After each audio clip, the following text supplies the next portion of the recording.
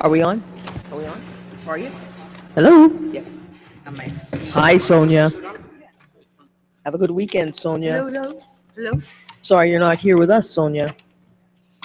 Are you going to say goodnight, Cece? No, Oops. Are you going to say good morning?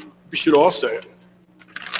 That's what we should do. One day Hard we should copy. all say goodnight, Cece, all at once. Is this my hard copy, Take Caesar? that one, Cece. How come I She couldn't- watches at 7:30. How come I couldn't every other just open Tuesday. that Dropbox file? She sits and then she actually goes to the bed after I say goodnight.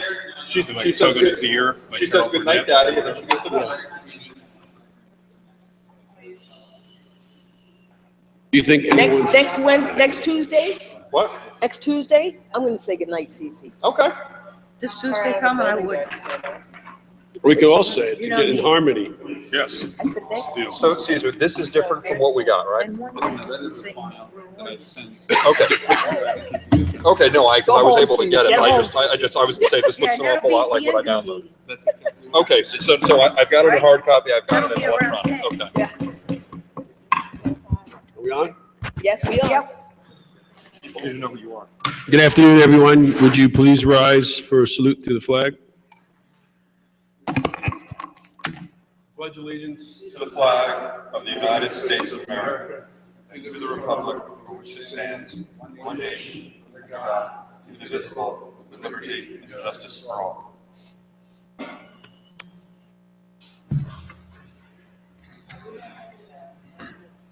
That's crazy.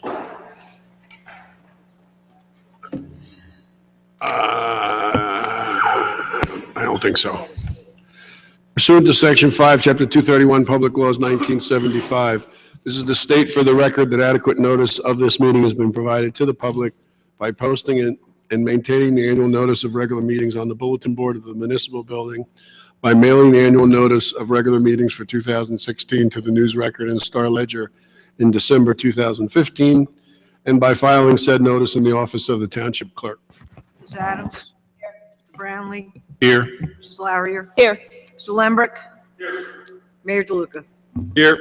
Whereas Chapter 231, Public Laws 1975, commonly known as the Open Public Meetings Act, requires that all meetings of public bodies be open to the public, and whereas Section 7 provides that the governing body has the discretion to permit, prohibit, or regulate the active participation of the public at any meeting, and whereas the desire of this governing body to comply with the provision of this act, same time to conduct this business in an orderly and expeditious manner, now therefore be resolved by the Township Committee, Township of Maplewood, does hereby prohibit, except as set forth in the formal agenda, active participation in the deliberations by the governing body, by the public, and except as otherwise prescribed by law, does limit the public to the observations of the actions and discussions of the governing body at all of its regular and special meetings. So moved. Second.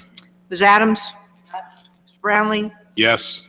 Mrs. Larrier? Yes. Mr. Lembrick? Yes. Mayor DeLuca? Yes. Thank you. My question is, if we all said no, does that mean people can just come up and talk at will? We'd have to get a legal interpretation. Oh, crap. Welcome to the budget meeting of February 20th, 2016. This is a rescheduled meeting. It was supposed to occur in January, but we ended up with a couple of feet of snow out there, so we couldn't get here. Today, we are going to hear from the Village Alliance and Springfield Avenue Partnership, the Community Coalition on Race, YouthNet, the Finance, Tax, and Sewer Office, the Clerk and Township Committee, the Open Space Trust Fund, the Public Works and Recycling Department, and Engineering, Planning, and Zoning. And lastly, the Tax Assessor. If we can get some time in between here, we're going to use it for a break, and also we have to go into closed session and deal with a personnel item. So we're going to be moving through the agenda fairly quickly so that we can gain a few minutes here and there. For those of you who are watching us, you can email the Township Committee with your budget questions at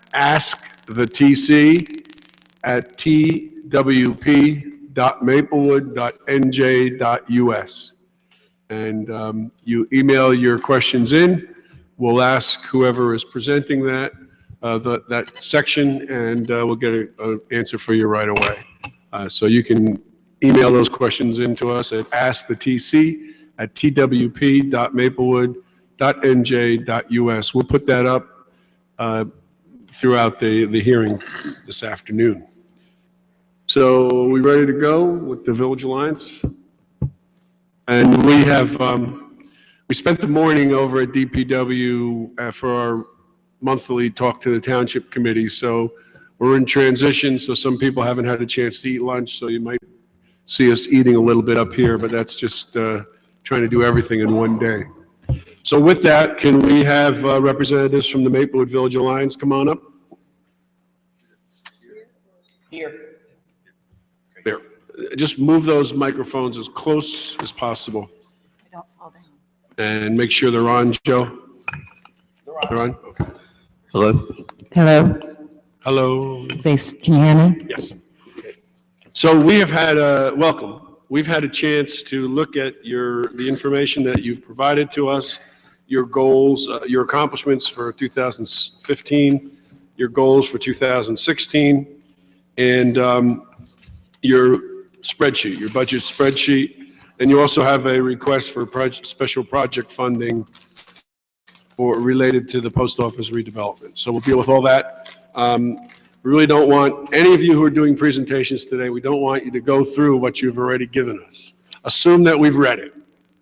So just pick out the highlights that you'd like to tell us about 2015, the highlights of your initiatives for 2016, and any major changes in your budget that make sense for us to know. And then I think we should do the regular stuff first, and then we'll deal with the special requests. Yes, Okay? and we plan on moving through the regular stuff fairly quickly. Great. So, I'm John James, the president of Maplewood Village Alliance. I'm here with Julie Doran, our Village Alliance manager. And we're proud to be here to talk about New Jersey's favorite downtown. And this year, our budget has not changed very much. It's almost identical to last year. And we think there are two separate items that we need to spend most of our time talking to you about. One is the post office development, and we have a separate proposal in for doing promotions during that. And the other is the sidewalk redevelopment initiative, and we have letters from the township engineer about that we would like to talk about as well. I wanted to thank the Township Committee for your support during our #1 downtown initiative and helping us to achieve that goal. We also wanted to thank you for your financial and your legal support throughout the post office approval this past year. And also to say thank you for the new initiatives in terms of snow removal in the village, because we think that's going to make an incredible difference over the coming years. Our strategy for this coming year is going to be to take New Jersey's favorite downtown and say, New Jersey's favorite downtown is getting better, and here's what's going on with our new post office development site. And so I'm going to come back to that, but briefly I'm going to go through our annual report. You will see we have the same 10 events and promotions, major promotions like Dickens Village, Art Walk, Restaurant Week, Girls Night Out that have been Maplewood Village that are now more Maplewood whole initiatives. We've been doing the same amount in terms of street grants and facades. We did self-fund the lamppost banners that were installed this past year that we thought would be a very important graphic identity for the village throughout the coming year during the post office redevelopment project. And we've been doing a lot of marketing that Julie is going to be talking about relative to the additional marketing we think is necessary for the post office development. If you look at our budget is essentially the same as last year. It's approximately $80,000. And out of that $80,000 in gross numbers, 51,000 of that is an assessment revenue. 13,500 were township contributions for cleaning and landscaping that are essentially pass-throughs through the Village Alliance. And then another $16,000 is special sponsorships and donations that the Village Alliance raises in addition to the total assessment. And that gives us our total budget of approximately $80,000, which is the same as last year. You can see that the expenses for 2015 were slightly different, and that had to do with a carryover of sidewalk cleaning expenses from a previous year. So the budget year to year didn't change. It only got paid out in a slightly different year than when it was budgeted. So we're proposing the same budget that we had last year and the same amount of work that we're doing in terms of sidewalk and cleaning that would be a direct pass-through from the township. Our new initiatives for the coming year really center around the post house, construction management, beautification, and then events, promotions, and marketing. And relative to that, we are going to maintain all of the existing programs that we have, and we feel that there's going to be additional work necessary due to the construction in the village. And this is going to have a great impact on our village and on our merchants, and it needs special care in this coming year. With that in mind, we had our special project funding request for the Maplewood Village Construction Communication. Can we, I'm sorry, before we go there, let's see if we have any questions. Sure, on any questions on budget initiatives, programs? I do have one on the, under beautification, I'm sorry, under promotions. You talk about, one of your bullet points is continue to work with cultural affairs to better integrate cultural programming and the commercial district, and talk about music downtown and events at the Bergdorf and Woodland. I know you've done some of that. What do you need from us to make that more successful? I think the primary way would be to increase communication, which I think we've moved in a really positive direction on that, but to continue that. I think Andrew and I have been talking about ways to have a little bit more of a formal planned meeting or communication, so I can know what's on the schedule in enough time to work it into our promotions. So it would be more awareness of what is happening in as early a time frame as possible. And also Andrew and I have been talking about some ways to put some, I guess, signage, for lack of a better word right now, but something in the area, especially of the Woodland, because it's driving a lot of out-of-town traffic, which is really wonderful. But if you come in, say, down Ridgewood, and you park in the lot there, and you're not familiar with Maplewood, you don't know, really, that the downtown is there, so it's one of those, you are here type maps in a mall or something, but things inside the Woodland and in the parking lot that would let people know in a very, tasteful, suitable way that the village is here and there's award-winning shops and restaurants right around the corner, trying to get more advertising and programs. So when they book an event that has people coming from out of town, and it's often they have programs and they're looking for people to buy ads in those programs. So if I know in advance that these exist, I could put an ad, I can have something that exists, that's the people in the audience could see and know that, the town is right around the corner, that sort of thing. I think the big idea is that there needs to be closer coordination to make sure that there are not competitive events at the Woodland that are competitive with the merchants, but they're events that are more integrated with the merchants so that it helps. And that's a large part in terms of communication and how the various events are handled so that they could integrate better as opposed to seeming to be competitive at certain times with the merchants. What would be an example of a competitive event at the Woodland? Well, the pop-up artisan shops, often the artisans who are in, selling merchandise also sell the same merchandise through our local merchants, but they have to mark it up to sell it in their store, so sometimes there's a conflict there. There's been concerns about other events, some of which I think has been worked out. There's a slow food market that's been fabulous for the merchants in the village. There was some concern by our grocery store that was competitive with them, but overall, I think people have found that that brings a lot of people to town, and we've seen an uptick in visitors to the downtown during that event. Those are the types of things. There are some classes sometimes that are held that are in direct competition to people who have storefronts in Maplewood Village who also hold the same types of classes. But I think those things are working themselves out. I think that that's moved in a really positive direction.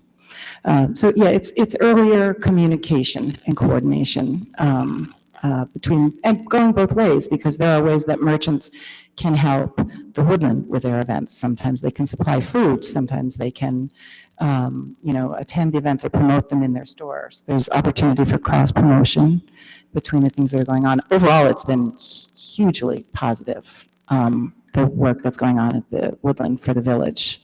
And I think all the merchants are feeling that. So I think we can do more. I think music in the downtown is just something that we've all talked about for a long time, that we would like to see music, like during warm weather months or something. I think post-construction, we might see better opportunity, sort of geographic opportunity for that. We don't really have a town square per se at this point in time. But to have different things happening at different times and in different areas in the village, I think would just be positive for the whole town. The other thing with with Bergdorf, we're going to be air conditioning the community room. So it'll have more usability over 3 months when it's really too warm in there. So that's the other thing, is for you all to look at those as resources for the village too. Yeah, absolutely. Are there ways that if someone wanted to do an event, store that's doing gift, if they wanted to do something like a holiday sale or something on a bigger scale, that might also be an opportunity to do that kind of stuff. So it might go the other way too. Where Absolutely. Yeah. Be used for those purposes. Yeah, for sure. Especially with more and more services, kids' activities and things being in the village, they can use room, for sure. Okay. I think it might be helpful for you to, when the cultural fairs, we're talking about increasing the membership of the arts. Yes, it's 211. Getting that more active and more, so might be an opportunity so that you could be aware of when those meetings are, so that you can coordinate better at those meetings even, or even brainstorm at future meetings about how you can cross promote and what events, like an event that the Village Alliance could actually hold at the Woodland. Right. Right. So absolutely, I think that would be there's a great. huge opportunity there, so a couple bumps isn't bad. Yeah. We could also move our board meetings to one of those two venues if you want to use that as a self-promotion as well. Right? Yeah. We'll think about that. All right, why don't we move to your other request related to the post office reconstruction? Okay. Related to the post office, we feel that there's going to be a significant amount of impact on the construction for approximately a 12-month period. And we put together a proposal that had monthly media and printing. It had some professional fees to spend time marketing during this, and it also had implementation fees for various events.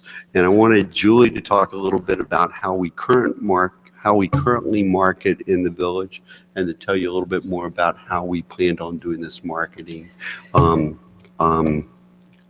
the construction process.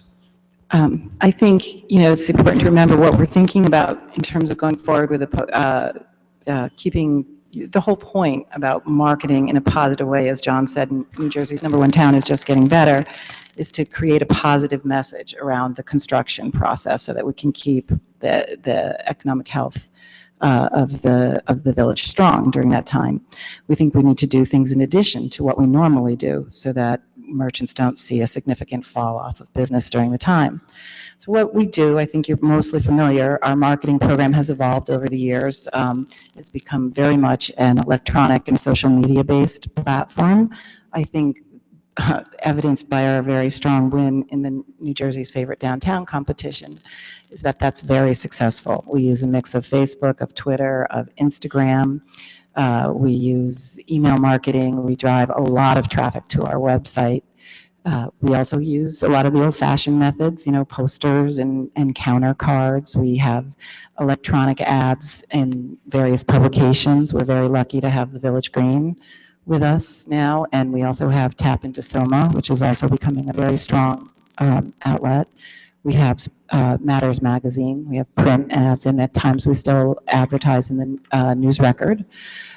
Depending upon the event, we look to other farther-reaching publications, such as the Art Walk, events where we're looking to reach people who live in suburbs that are further away. That type of advertising is very expensive.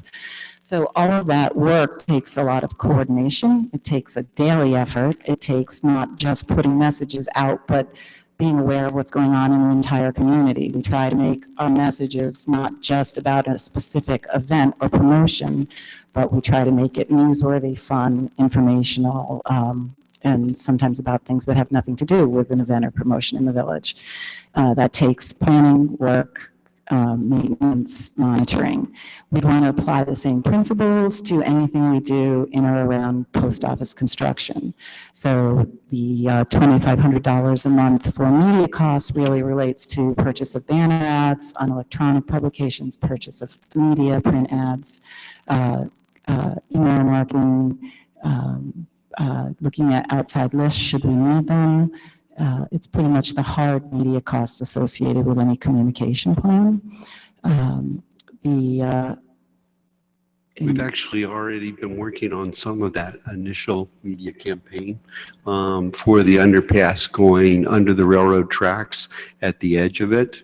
And banners, yeah, we created a banner that's going to be, it's in production actually now. That will indicate, I forgot to bring a copy of it actually, but it will indicate that the tunnel is open during construction. And we want to do more of that in and around the village. We want to have printed signage indicating that parking is open here, indicating that something fun is going on there, maybe actual artwork decorating the fencing and the sidewalks to keep a very positive message going, both, in and around the village, in print, in email. And those things, as well as like notifications of Rickledham Park being closed because of the tree pruning and all that, that's just going to be ongoing. And those are things that are not a part of our budget currently in terms of artwork to produce the banners, cost of banners, hanging them, all of those type of things. And that's what this proposal was trying to address. And so in this, if we kind of break it down, by numbers, it's about $18,000 in time and effort and energy to manage the process. It's about $25,500 in media purchases, printing costs, banners, etc. And it's about $7,200 in event fees and expenses. And we were proposing that there be at least 4 events, throughout the year related to the post office. And those would be, things like a groundbreaking, maybe a demolition party, some type of ribbon cutting, topping off ceremony, maybe opening of retail stores versus opening of the residential. Trying to, as opposed to reacting to things that go on in closures in the village, to try to put a positive spin on what we're doing, try to be ahead of it, and to be anticipating what's going to happen and make some of these things fun and interesting as opposed to reactionary and behind the 8 ball. Are you, just to be clear, the extra staffing money that you're looking for is to allow you to do the things you normally do that we talked about earlier, plus focus attention on the construction. And the methodology would be similar, what I was just explaining about how we go about marketing, whether it's an event or a promotion or just some message, just something to remind people, hey, we're here, come on in. So yes, that's what it would be for. Yeah, what we intend to do is to maintain what our current operations are in terms of promotions and et cetera for the village, because we feel like in this time, resources should not be diverted from that, but we think that due to the construction mitigation during that 12-month period, approximately, of the construction, this is the ramped up effort that we think that would be related directly to that, and as a result of that in terms of time. And if we look at it over the past year in terms of what we've been spending above and beyond the average time, it's been a commitment of approximately, I would say, 5 to 10 hours a week in the intense months of what has been going on, or a 5-hour-a-week increase in the current for over a year already, which is, taxing our volunteer group as it is. And we feel like we need more help and assistance in terms of doing that to properly address these issues and to stay out in front of the issue and to make Maplewood more attractive, and to do extra communication with the merchants to make them more a part of this as well. So defined, this would be an increase, a temporary increase in the hours that an assistant puts in. Well, And maybe probably increase. 2 people. Probably this would be increase for Julie and for an assistant.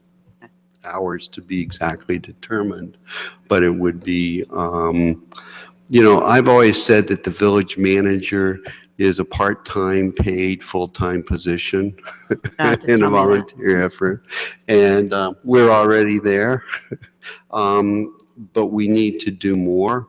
And if we can't fund it, we don't have the resources to do that on a volunteer basis.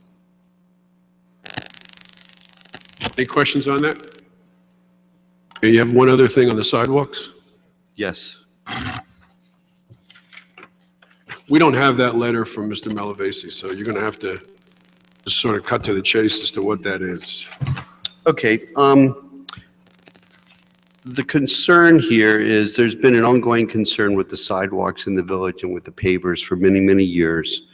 And it's in need of either totally updating or replacement with some other material. The current pavers that exist cannot be reused and repurposed. They're no longer manufactured. We're going into a major construction process at the post office site, and we would like for the sidewalk materials that are being used there to be continued throughout the rest of the village. So we're at a point where we have to do something. We either have to leave what we have and do something totally different, or set the stage for a new material. And what we think it should be, and based on the interactions with the township engineer over the past year and a half in his studies, is that it should be some type of new type of paver that could then be instituted at the post office site and could then be carried throughout the village, down Maplewood Avenue and up the main side streets of Baker, Highland, and Inwood. Because we feel at this point, those side streets and the connections to the parking lots, to the Woodland, to Bergdorf are very important in terms of the overall identity of Maplewood Village. So we're asking that the Township Committee consider a sidewalk replacement program in the village that would start with the post office site and would continue to the rest of the streets throughout the village as a result of that. And the imperative for this is that this decision has to be made prior to the implementation on the post office site in the coming months. Did you pick a design of brick? Do we pick a brick? We did not We pick have a not. brick yet. We felt that it should be a paver as opposed to an imprinted concrete. Right. And that with the new technologies, we were going to go and look at that, but we felt like we needed a direction and an idea, of funding for that before we started down that road. Do you anticipate And it using? could be oh, a brick sorry. paver, it could be a concrete paver.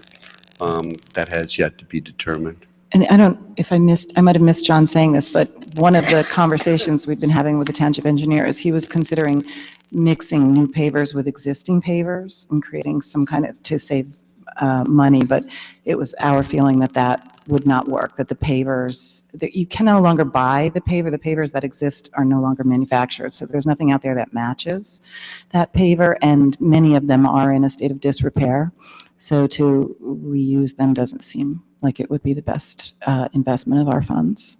And does this request include crosswalks or any street improvements that you're It would probably have to include crosswalks. Crosswalks currently have been with imprinted Asphalt. pavement, asphalt. So we could potentially continue with imprinted asphalt across the streets.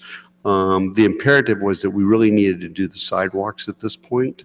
And depending on what was chosen, I can't tell you yet whether that could be imprinted pavement or whether that would need to be implemented. I think imprinted pavement would probably be an easier way to go for that.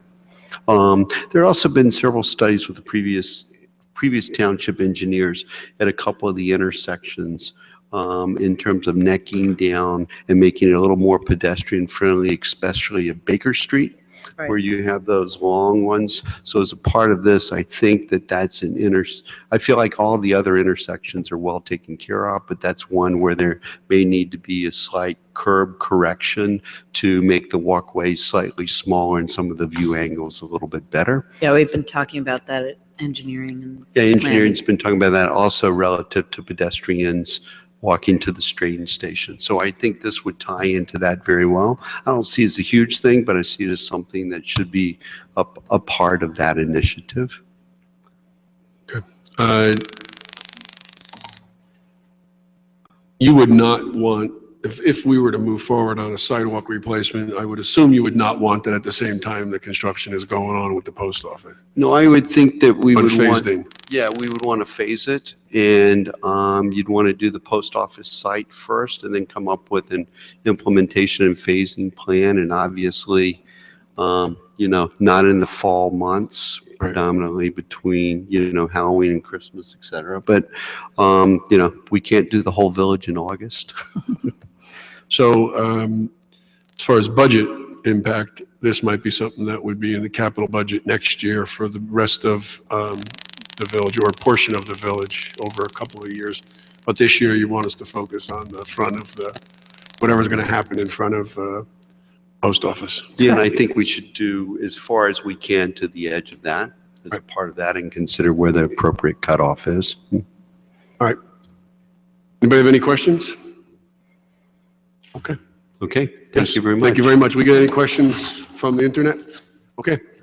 Thank you very much. Again, if you have any questions out there, you can email us at askthetc@twp.maplewood.nj.us.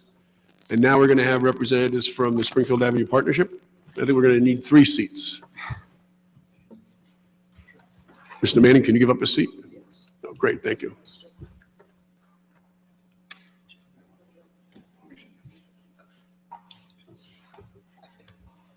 Greetings. Hi. We have received your year-end newsletter, thank you. Thank you. And the budget for 2016, it was updated recently. Yes. So Neil, introduce yourselves, and also, so we really want to hear any highlights for 2015, any particular things you'd like to tell us about initiatives for 2016, and then we can go into your specific budget. So if you could tell us who you are first. Okay. My name is Jim Nearing. I'm the president of Springfield Avenue Partnership. We've had a very, very good year this year. We've had 9 grand openings already, or last year, I should say, 2015, 9 grand openings. Some of the highlights is the condos that are going to be opening up Avalon Bay, 235 units on the old PSE&G site. The Wawa, basically across the street from that, another big win for the Avenue. That's going in. A couple of smaller restaurants, Maplewood Diner and Cornbread are being, Maplewood Diner is being renovated. Cornbread's a new restaurant. We've had some big wins on the awards on the Avenue. Verjus, for the 9th straight years, top 25 restaurants in New Jersey, and Parkwood Diner, also one of the top 10 diners in New Jersey, and one of the top 25 restaurants in New Jersey. So that's we're kind of proud of that.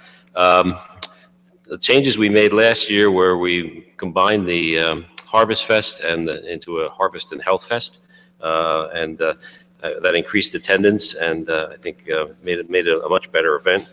We've We have a couple of events coming up, which are kind of our signature event. The May Fest is in Sunday, May 29th, pardon me. Black History Month is this month, and they'll be concluded with a jazz concert at Asta's Art Gallery. Restaurant Week, again, will be in March. That's coming up March 7th through the 13th.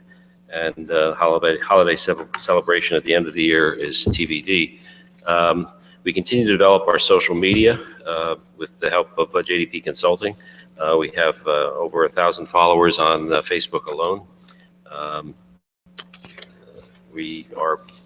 Our activities are going to be fundamentally the same, only improved from what they were last year. We don't have any major initiatives going on other than increasing the use of some grant money for facades to encourage businesses to open up on Springfield Avenue.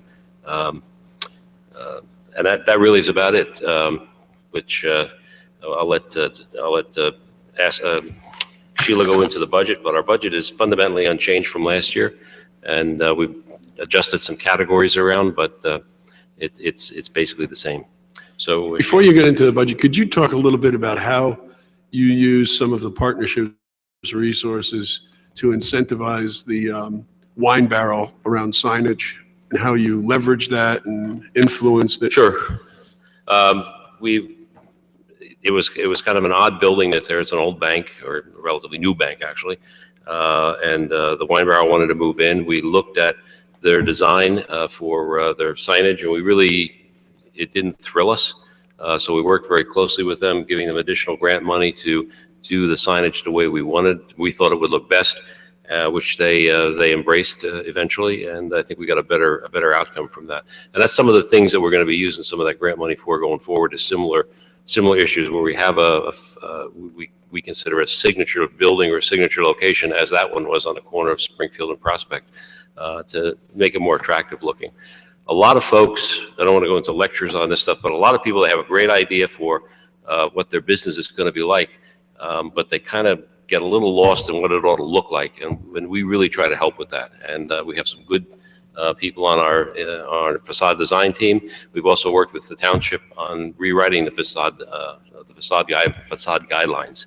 So we think making the avenue look nice is it's not the only thing, but it's something that really makes a difference when you're driving down the street, and you see a pleasant environment rather than something that doesn't kind of mishmash together. Great, thank you. I would add that we've also developed a stable of local residents who have expertise in the area of outdoor signage and graphic design, and they work either on a volunteer or very low rate basis with some of these small business owners to help them develop their branding and try to educate them on how important it is to carry their branding through from the inside out and create a statement with it. And Wine Barrel is a good example. We have a couple more coming. We're very fortunate in that way as a community. We have a lot of people who are really invested and willing to spend their time that way. And I think Wine Barrel is in process. First of all, there's a lot more that's going to happen on the exterior, but I don't know if anybody saw the signage that went up on the, okay, so when you're heading east, so it's on the west side of the building, over the door to the Wine Barrel, to the parking lot door. It went up, and you can see it all the way from the Vauxhall border. It's great. It's really great. And I think when we're done with the other side and the lighting is adjusted, it's going to be wonderful. So. Thank you. Hi, can you move the microphone over? Oh, sorry. Okay. My name is Sheila Turner Cartledge, and I am the treasurer of the Springfield Avenue Partnership. And I think Julie and Jim kind of stole some of my thunder, because I'm directly right across the street from the Wine Barrel, and I will tell you that the sign is looking really, really good. So I was really proud of that. In terms of the budget, we had a great year. There's no question about that.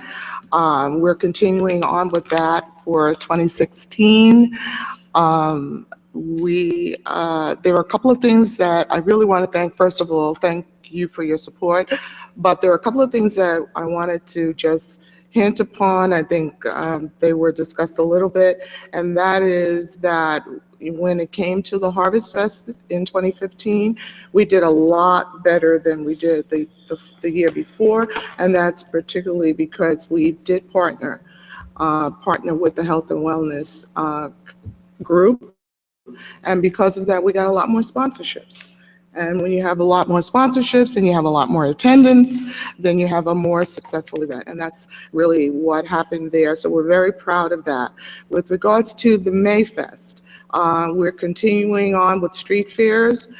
They've been doing a great job. And hopefully this year we will get a little bit residual funds from the partnership that we have with street fairs. So we're feeling a lot better about that partnership as well, and that has been doing well. The other issue is with county to county. We did a lot of negotiations with them, and as a result, Julie was able to get them to reduce our bill down by $3,000, and because of that, we're able to assist with the facade grants, and we know that we're kind of weak in that area. And that being, a lot of the businesses either don't know that we're there, they don't know it exists, they don't know how they can get the funds. So we know we have to do a better job at either communicating with them, getting the message out, and letting them know that the funds are there so that they can use them.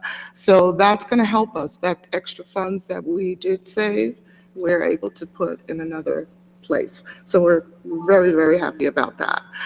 Unless anyone has anything specifically want to ask about the budget? I just have a question about Yes. the district landscaping, plant maintenance. The budget was for quite a bit more than was expended. Sorry. The budget for the plant and maintenance stuff? Okay, for the expenses? on Yeah, and the expense side? expenses. 3505. 355, thank you. It was underspent by a lot? Oh, it doesn't, there's, no, it will be up to date, there's in the accounts payable line. Oh, okay. That's actual expenses, cash expenses, but Okay. we never get, a majority of fourth quarter is all the holiday decorating and everything, and he's a sole proprietor. And Slow his billing, comes in got it. Pretty much around Okay. February or March. So it will be fully expended. But we negotiated, yeah, no, that's fully expended. How often does Yeah, I the think it district is. cleaning, Sorry. how often does, is it still the same The guy? street cleaning, it changes every month. There's Could you less- use the mic? Yeah, that's why I can. It changes every month. There's less in the winter, and depending upon the snow. We negotiate during the winter on a month-to-month basis, depending on if there's like last year, sidewalks were snow covered and frozen, so we did almost none, but then very heavied up in the spring when everything melted. But once we move into spring and summer and fall months, it's once a week. Yeah, we found that's the most cost-effective way to Sure. clean the avenue, as needed, basically. Are you all happy with our code enforcement? Good question. I am very pleased. There's a new staff member who really, part of his job is to focus on Springfield Avenue, and that's been extremely helpful to us. And it's made a big difference. He's become familiar with the design guidelines, the ordinances that exist that are specific to Springfield Avenue. And he is on the avenue as often as possible. He and I are in constant communication, and that's been very helpful. In that regard, is there, do you have contact information of who's your contact at the 7-Eleven, the new 7-Eleven mid-block by, Do I have you contact? know who?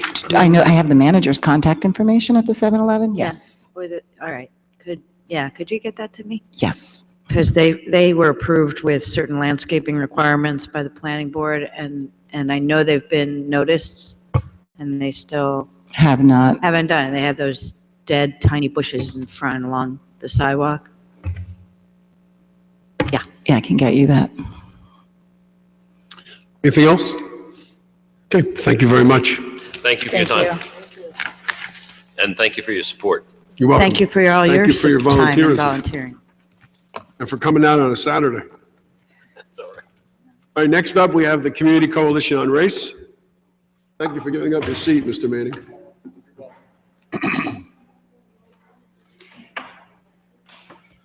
Just move those mics as close you can to your... Yep.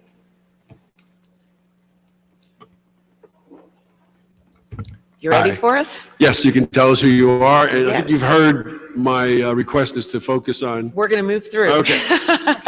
I'm Nancy Gagne. I'm the Executive Director of the South Orange Maplewood Community Coalition on Race. And I'm Leila Gonzalez Sullivan, the current board chair for the coalition. And we'll just quickly take you through some highlights of 2015 and anticipate, you have our proposal for 2016 budget and scope of work, but we'll anticipate a couple of changes and highlights. So we're really excited to be here, especially now. 2016 is our 20th anniversary. So for 20 years, we've been creating and implementing race-conscious strategies that make our towns what they are, communities of choice for all people with strong housing values and a community-wide pride in our diversity and racial integration. And we want to thank Maplewood, the township, for its continuous and ongoing support, and also especially in 2015 for passing the resolution that you passed in response to our request about what has been happening across the nation, the divisiveness, the events in Ferguson, Staten Island, and other places. We think it was wonderful and well worded, and we put it out there so that the community can see that you put that effort in. And thank you, Mr. Brownlee, for your preamble to that. So 2015 was a really good year for programming, for expanding our reach into the community, new volunteers, and new board members, for outreach to other communities like Summit, who called us to work with them a little bit on their diversity efforts, the Junior League of the Oranges and South Short Hills, Seton Hall, working with Seton Hall students. Two of our successful new initiatives, in fact, came from new board members, Coffee House Discussions and the SOMA Integrated Play Group. The 2015 MLK was the largest we've ever had. We've pretty much outgrown the spaces that we've been using. It is an interfaith event, but it's hard to find faith venues where we can fit that many people. We had over 600 people. We had a very well-attended volunteer affair, and we started a new project called the Luminary Project. We started it 2 years ago. We expanded it last year. It grew again this year. We want to put that out there. We really do envision the two towns lighting up their homes safely with these luminaries to honor Dr. King's vision of the beloved community, which we envision for ourselves. In marketing, we've been developing more targeted outreach to underrepresented racial and ethnic groups to our community. We've tried to make good use of Google Ads for nonprofits. Nonprofits can get a grant that allows us to draw attention to the townships and to our work. We struggled a little bit to hire a publicist in 2015. We worked with one for a short period, but then we ended up working more closely with an intern at the end of 2015. She did a lot of great research for us on these targeted groups. We're using that research to supply our next publicist. We're in the hiring process right now so that we can focus on how to better market to prospective home buyers. We've made good use, as everybody is trying to, of social media, and on our own, we were connected with USA Today for another profile of our work and the community. It was a video story that was filmed mostly all in Maplewood, actually. Unfortunately, sometimes these things, they spend a whole day with you and they get filed away. So we haven't seen evidence of it yet, but we're hoping they're going to put it up at some point. It's supposed to be part of a larger focus on integrated communities. Our schools committee continued to pursue the BOE Candidates Forum, the preschool open house, which was very well attended this year. And we were happy to see that. As you know, a lot of young families are moving in. So we had about 80 families come, which was fantastic, and more interest from some of the preschools. They did a planning ahead workshop for parents of middle school children, the Candidates Forum, I think I mentioned, and then the integrated play groups, which were started. They're being hosted in Maplewood right now.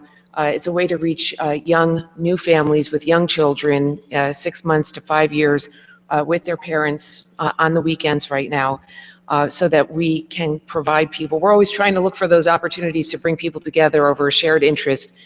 In this case, it's children, and it brings people of different races together, so it's both the parents and the children building relationships across racial lines. Also, we just want to highlight that the cultural competency training that schools committee brought to the community and to the school district in the prior year was followed through on by the school district in a more serious way, and we're very proud of that. And we got a good write-up from one of the principals who said how important and how crucial that component is to being a successful school district. And in fact, I'm on the strategic planning committee, and that is a large part of what they're focusing on for the upcoming strategic planning. Conversations on race also highly attended this year, 160 people. Will also be hard pressed to find venues to hold that many people, again, because we have to be around small tables. We had Dr. Jeffries come, who is a graduate of our school district and now a professor. Coffee house discussions were started in 2015. That's an outgrowth of conversations on race, smaller venues using local coffee shops in both towns for more informal and regular opportunities to talk about these issues. The Cultural Heritage Festival held again in Maplewood, a little less well attended the second time around, partly because the first part of the day had very bad weather, and then it turned beautiful, and then we got a lot of people, so we were excited about that. Two Towns in Harmony, the remix was a collaboration with multiple groups in both communities, including the South Orange Symphony Orchestra, allowing us to provide a weekend of music that served, well, there were about 300 people who attended one performance and about 500 people the next day. Our home maintenance loan program, I know you've heard about, it's up on our website, the application, the brochure. Our program director, Audrey Rowe, has been working with the code enforcement people here. We made one loan in 2015, and that's not good enough for us. So we really want to put it out there. We want to work more closely with the people who can help us get the loan out there. We have this money to loan. We don't want it to sit there. Lots of communities offer home improvement loan programs. They build strong neighborhoods. That was our intention, and we don't want to sit on the money. We know that we have one loan application about to come through and another one in the works after that, but we can loan up to, we can make 12 $5,000 loans, and so having made one is not enough. So that will be a focus for 2016. Two Towns Many Stories gathered people over, shared interest of reading, including children. We partnered with Jane Folger at the Maplewood Library. One of the other things that we're really, really excited about that we worked on this year is a demographic study. We asked the question, what is the state of our community? We've been doing this work for 20 years. Where are we now compared to where we were then? Who lives here? Who's moving here? Who stays? Who goes? And we intend to bring that information out to you publicly at some point, but we're still refining and talking and adding answering more questions for our trustees. We hope it'll inform a lot of things that people do in the community, including some things that the school district does that you do, and certainly our programming as well and our marketing. In terms of fundraising, we do our regular events. The Luminary Project is now a fundraiser, so it's a good winter fundraiser for us. The dinner, we continue to get foundation money, some local foundation money, and the Essex County Local Arts Program. Community donations have continued to go up since 2008. We expected a downturn in 2012, as many nonprofits did. We saw that, but we're back on the upswing, which we're excited about. We're reaching more people. And I think that's it for the highlights for 2015. You want to? Okay. For 2016, which is our 20th anniversary, and we're already into that one, we have a number of things that we think are going to really highlight the activities and hopefully attract more people. Probably the one that will be most prominent is the conversation on race, which is scheduled for May 10th, and it will feature Dr. Beverly Daniel Tatum, who actually started with us and did a conversation on race a number of years ago. She published a book of Why Do All the Black Kids Sit Together in the Cafeteria, and has written some other books since then.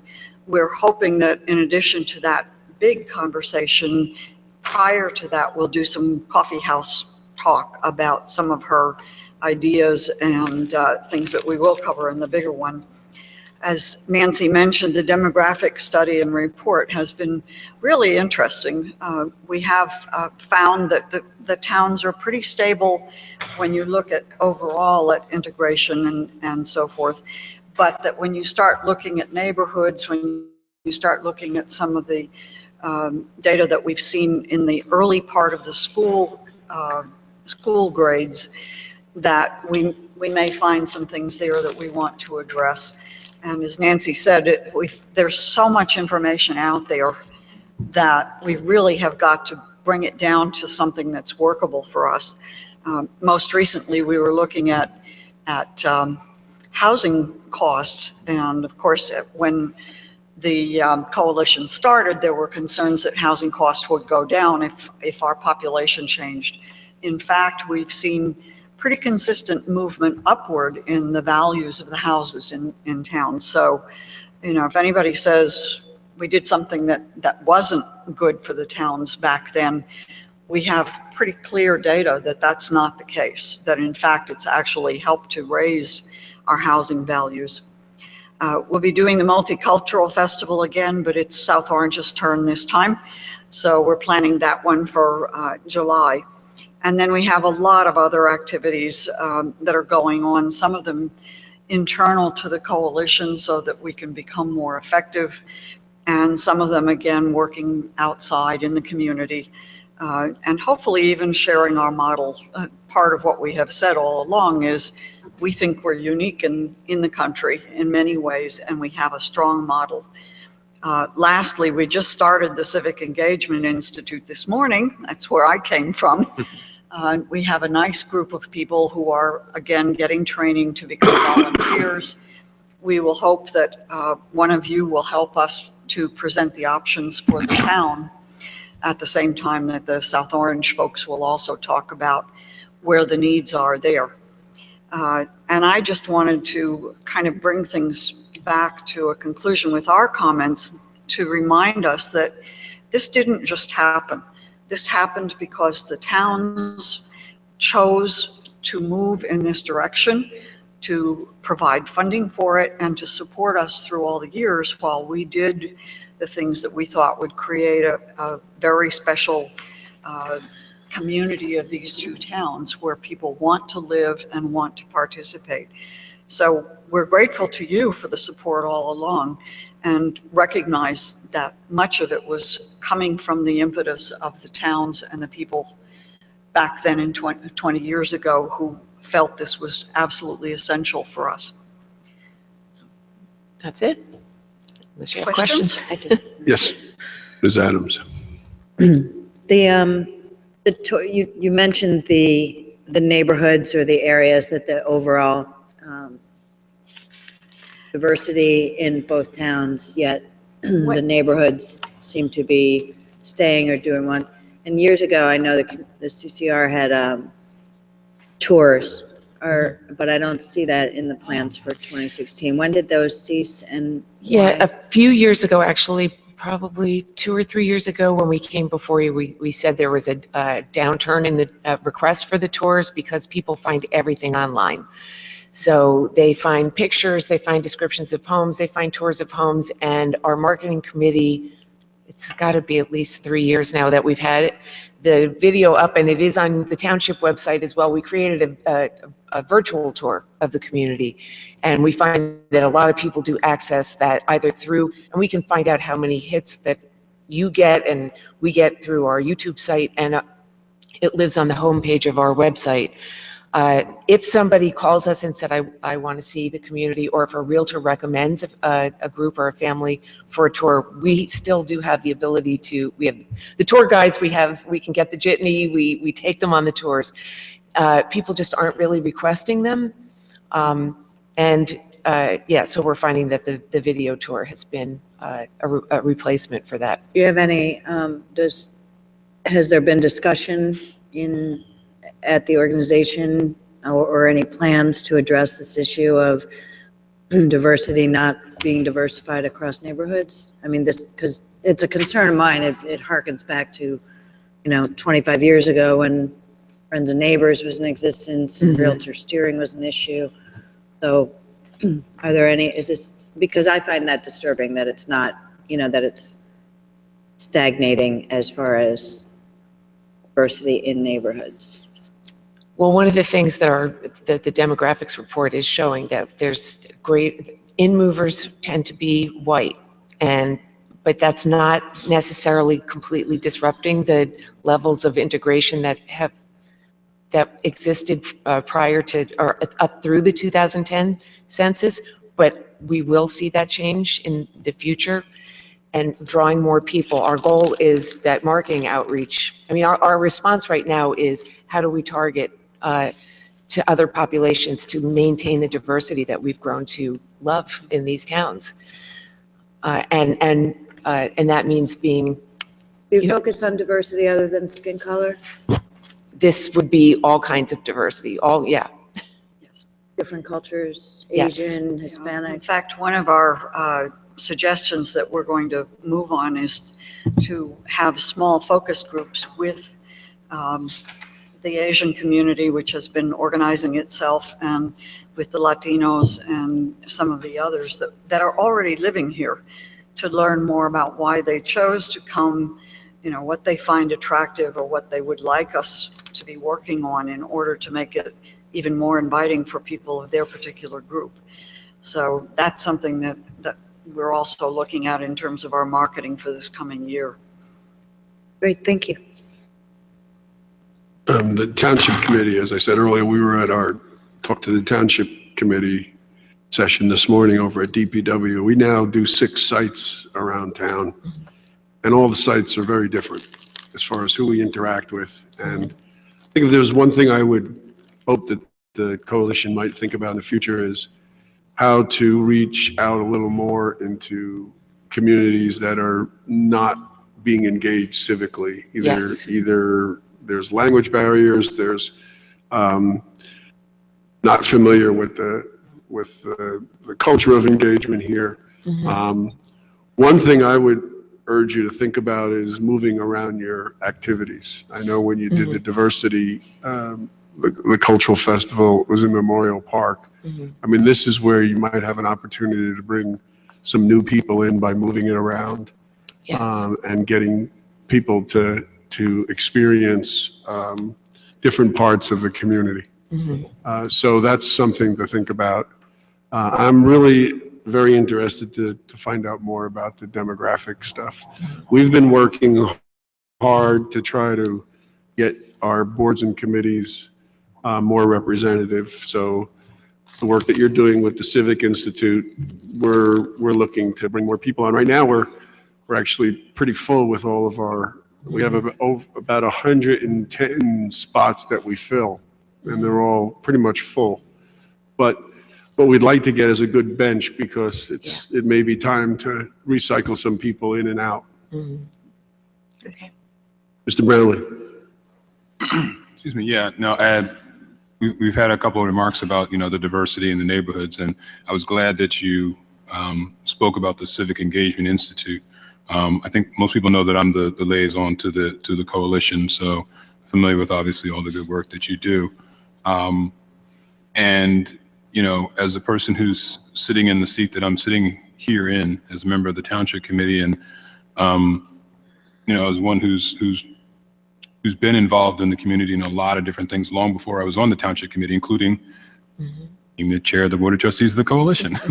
I'm particularly excited about the work that the Civic Engagement Institute has as its mission, because as the mayor indicated, we struggle with that.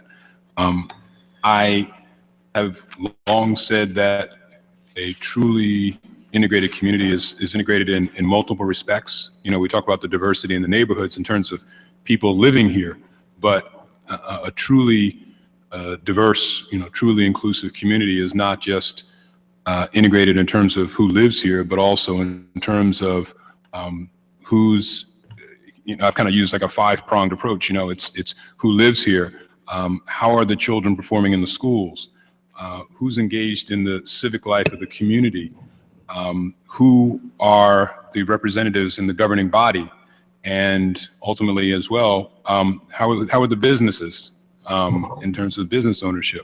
And so I look at all of those things together in the definition of what a truly integrated community is. And so to the extent that we can address in terms of the Civic Engagement Institute, that aspect of it, that's another way in which we can help make this community what we indicate, what we say that it actually is, a truly integrated community. But I still think we have a lot of work to do in terms of some of those other aspects as well. And so the work that the coalition does, I think is vitally important in trying to address those things. But there's even more work to be done. And so to the extent that we can continue to support the initiatives, and again, that particular one I just want to point out because I think that's indicative of somewhere where we still have a lot of work to do, and yet it's something we struggle with. Yes. How do you cross those barriers and actually get that amount of engagement that we truly need to have to be truly integrated? We've taken your guidance to heart on that one. For the first part of the demographics, what we did was look at the overall towns and then go down and look more in terms of the individual census tracts, and then we looked at the schools. But the next stage of research that we have to do is going to look at businesses and some of those other areas that are again broader.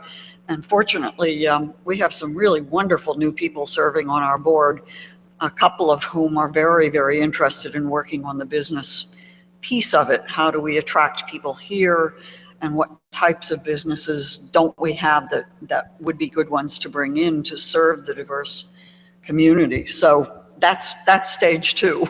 Yeah, I mean, that ultimately that goes to, in terms of how attractive a community would be to those who are considering moving here. If we're talking about, I'm speaking obviously from the perspective of an African-American male, my kids, when I moved here, it was great that they could walk down the street and see the mayor and see the people who are representative. But if we're here, yes, okay, we have an integrated community in terms of our neighbors, but when we go in the schools, the varying levels of success are demarcatable by race. How truly attractive is this community? If we're going into all the businesses and no one in the businesses, to my children, look like me, is this truly an integrated community in that sense? And how attractive is it going to be versus another community where maybe that is the case? So all these things need to come together. And again, that's why I commend the coalition for the efforts that it's doing, because all those different things are going to contribute to ultimately how attractive this community is. Mm-hmm. And that's the thing that people say attracts us to this community. And so to the extent that we can continue to do that, that's great.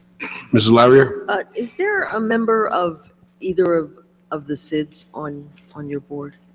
I'm sorry, member of? The Special Improvement Districts. Maplewood Village Alliance or the Springfield Avenue Partnership. Or the South Orange downtown? Yes. No. South Orange. Because that might.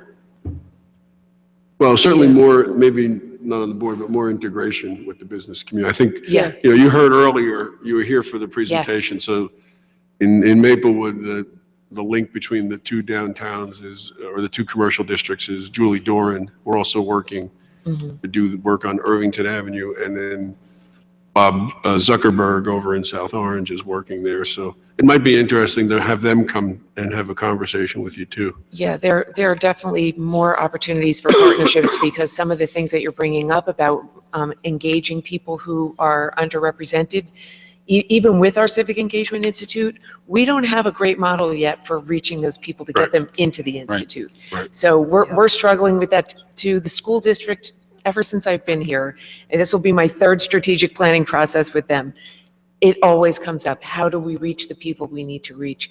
We know how to do languages. We know how to send things out, but that doesn't mean we're getting deep enough to engage people and then actually bring them in, empower them to feel included. So we're all struggling with it. I think it's just the nature of the beast. I think we should it'll probably never not be that you want to reach people that you're not reaching. I mean, that's what the thing is. I mean, exactly. So, the people that you reached already, you got. It's always you want to get more. You want to make sure you're at least reaching out and giving people the opportunity to either have a path for engagement or to decide whether to engage or not. I think the problem is we're just missing a lot of people that don't even know we exist. Right. And that's what we have to get ourselves and get in front of folks or have some interaction with folks so that they can decide whether to get engaged or not. And not just not get engaged because they don't even know that there's an opportunity to do so. Just one last thing. Also, in terms of, I was also appreciative of your remarks in terms of reaching out to the Asian community in terms of them starting to organize, if you will, in the Latino community. You know, when we talk about diversity, you know, often we speak black, white, if you would, but we're also talking about gender diversity. We're also talking about people with special needs. We're also talking about, like you said, Asian, Latino, all those different things that collectively you know, make this broader picture mosaic, if you will, and those are the things that are ultimately going to define what diversity is in its positive respects. They have just formed a group called Soma Asians Sharing the A, which captures the adults in the community, many of whom are in mixed marriages, and that's something that we haven't yet been able to really quantify. But my understanding is that the kids at the high school then formed a club for the Asians, and that there is work to form a Latino club in the high school. So these things are starting to churn. And what we need to do then is to be aware of it and to provide support and kind of pump it up wherever we can do it as the coalition. Great. We're going to need to move on. So thank you very much. Thank you. Thank you. And next up is YouthNet. I know you have a big crowd, but we can only accommodate 2 up here. The rest, you can take 3 if you want, and the rest can sit in the front pew here.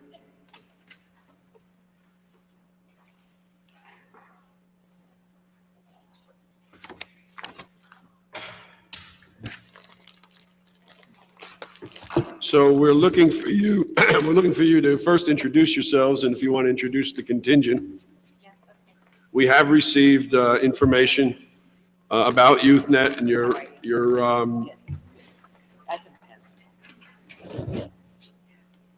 the highlights from 2015 and the goals for 2016. So if you could just touch on those, and then we can move forward. Okay. So, good afternoon, and thank you for the opportunity to update you on YouthNet's 2015 activities and accomplishments, and also discuss with you what we would like to do in 2016. First, I'd like to introduce our 2 new co-chairs, Mr. Kevin Mason, who is the assistant principal at Tuscan School. Mr. Mason has been with us since the very beginning of YouthNet, first as a coordinator at Maplewood Middle School, then as a supervisor of the Extended Enrichment Program, and then he helped me co-supervise the Youth Advisory Board, the YAB. And also I'd like to introduce Mrs. Camilla Titleman. She also has been with us since the beginning, and she has created the YouthNet video, which is on our website, and she supervises at the Youth Advisory Board activities and has been instrumental in fundraising and marketing. Also here today is Renee Conlon, who's our treasurer, and Rosanna McCreary, who is our fundraising chair. So Kevin, a few words? Good afternoon. My name is Kevin Mason, and like Ms. Malloy said, I've been with YouthNet since the beginning. And what I've witnessed is coming from Newark and doing after-school programs, and coming to Maplewood and South Orange, knowing that the schools did not have after-school programs. I've seen so many kids take advantage of a lot of the clubs and activities that they've had after school in both Maplewood and South Orange. And I've also seen a lot of relationships grow between students and teachers, because all these clubs are run by teachers. And to be in our board meeting Thursday, and I met a new teacher from South Orange Middle, and this is her first year at South Orange Middle. And just to see the enthusiasm that she had with the new club that she had at South Orange Middle, which was a club for social change. And not many people think, and a lot of kids would sign up for that club, and she had 30 to 40 kids sign up for this club. 45 kids, which is amazing. And I know that at Maplewood Middle School, they had the rec program, and not everybody likes to play basketball. So to have kids in clubs like fitness and Shakespeare, social change, just so many more opportunities for kids to do things after school, and just to get a larger group of kids involved with things after school. And hearing what you say earlier, Mr. Brownlee, especially about the African American kids, them appreciating school and seeing school for what it's for and learning how to do school, and seeing that in addition to academics, there are other things in school to come to school for. And we've captured a lot of kids in these last 6 years, and there's still a lot more kids that we do need to capture. But just having a wide range of clubs offered for these kids to come and do things after school, and a lot of things are enrichment, but there's more maybe academic things for these kids to close the gap that we do have in the district. Because I've seen it since I've been in the district, and things are improving, and I just like the way that the direction of the school district is going, and I really do enjoy working for YouthNet. And I thank you for all your support in the past years and look forward to your continued support. Thank you, Kevin. Thank you. So now for 2015 highlights and some comments about where we see us going in 2016. I just passed out a pie chart which kind of tells you where our support is coming from now. And I'm happy to report that in 2015, we've increased our contributions by 4%. And if you look at our total income picture between revenues, grants, and contributions, it now makes up 70% of our total revenues. And we're happy about that. We hope to, increase that as time goes on. We continue to receive PEP funding this year and will receive an additional $1,000. And we are currently applying for a PSE&G Neighborhood Partners Grant, and we'll hear late this spring. This past year, we hosted Beverly Johnson at Words Bookstore as our fundraiser, and we found that small, targeted fundraisers are a better way for an organization of our size to go. We tried this approach at Beverly Johnson, with Beverly Johnson at the book signing, and it worked. So we plan on hosting several more smaller fundraisers. The next one we're looking at is in April, hopefully at the DeHart Center. We're going to host a bingo night for seniors, and the YAB is going to help out the Youth Advisory Board, so it's also an intergenerational event. Hopefully that'll catch on and it will be a regular, ongoing fundraiser for us. Our after-school programs continue to grow, as does our role in fostering awareness for the need of after-school initiatives. YouthNet was a member of the Board of Education Planning Committee for the Educational Summit. I facilitated a group session on the extended school day and after-school activities. I was also a member of the focus group for that meeting, and as some of you may have attended the summit, you know how important that is to help shape the future of our education and also for the young people in our community. And I hope that you'll continue to invest in YouthNet's advocacy role as we move forward in the planning and implementation process in 2016. So in 2015, YouthNet's clubs totaled 81, with an average of 15 to 20 students participating. They range from fantasy football to Model UN to the Shakespeare Club. At MMS, YouthNet is the sponsor of the Model UN Club, and I wanted to thank the Township's Committee for declaring the United Nations Human Rights Day proclamation on 2010-15. This was entirely thought of and put forward by the Model UN students, and I'm proud of that. We have also fostered since 2014, when we struggled to get students to enroll in the Spanish Honor Society Club. I'm happy to report that that club is now extremely popular.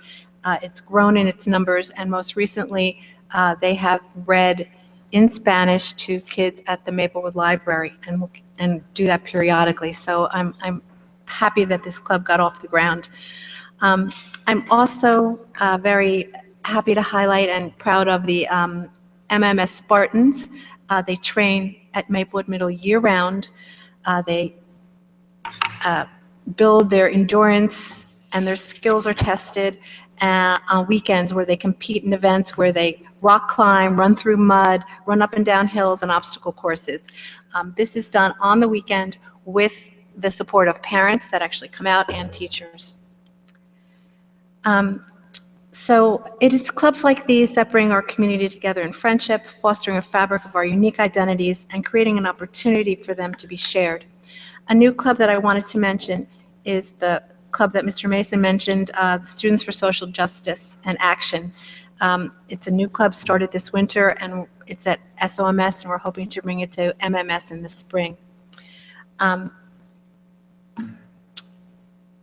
one more that I'm very excited about, and that's called You Gotta Hear This. And it's a collaboration between YouthNet, MDR, the Midtown Direct Repertory, and SOPAC, where middle school students will share short moments, stories, poetry, and the spoken word about their life and what's meaningful to them, and then bring their piece to life at the Loft at a performance.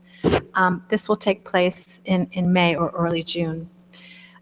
One other program that we're just going to start this March is at the Maplewood Library, where we're actually bringing a tutor from YouthNet to the teen zone there, and tutoring will take place for the kids that are there.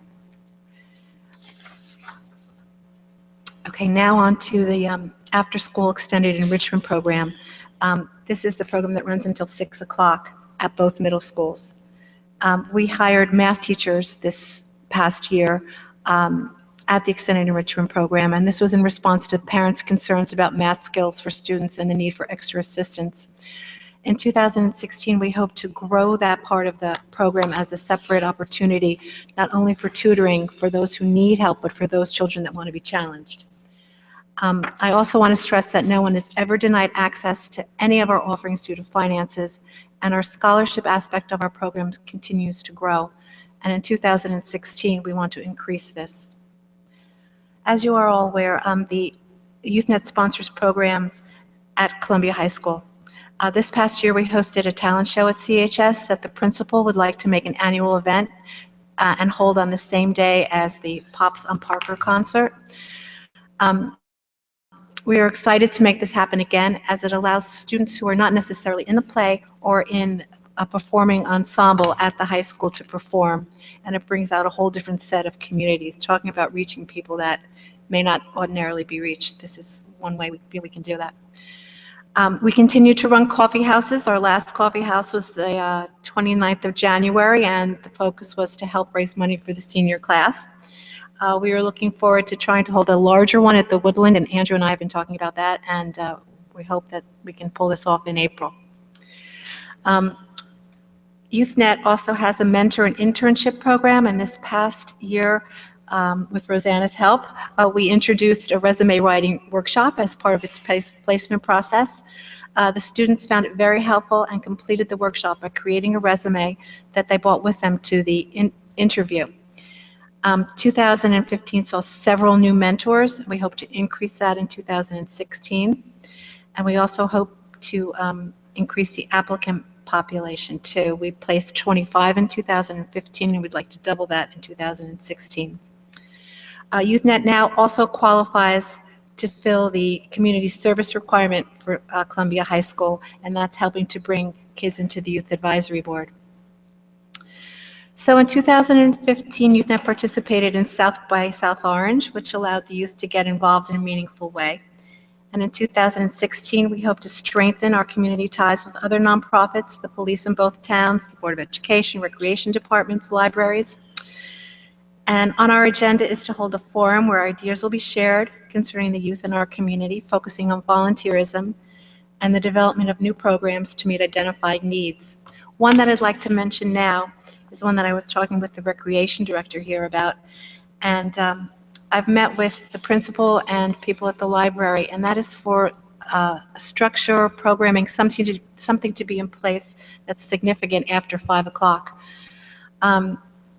In talking with principals and the library, our hope is to pilot some sort of a dinner club right now we're talking about, where we can address the needs of this population of children and parents in our community after 5 o'clock.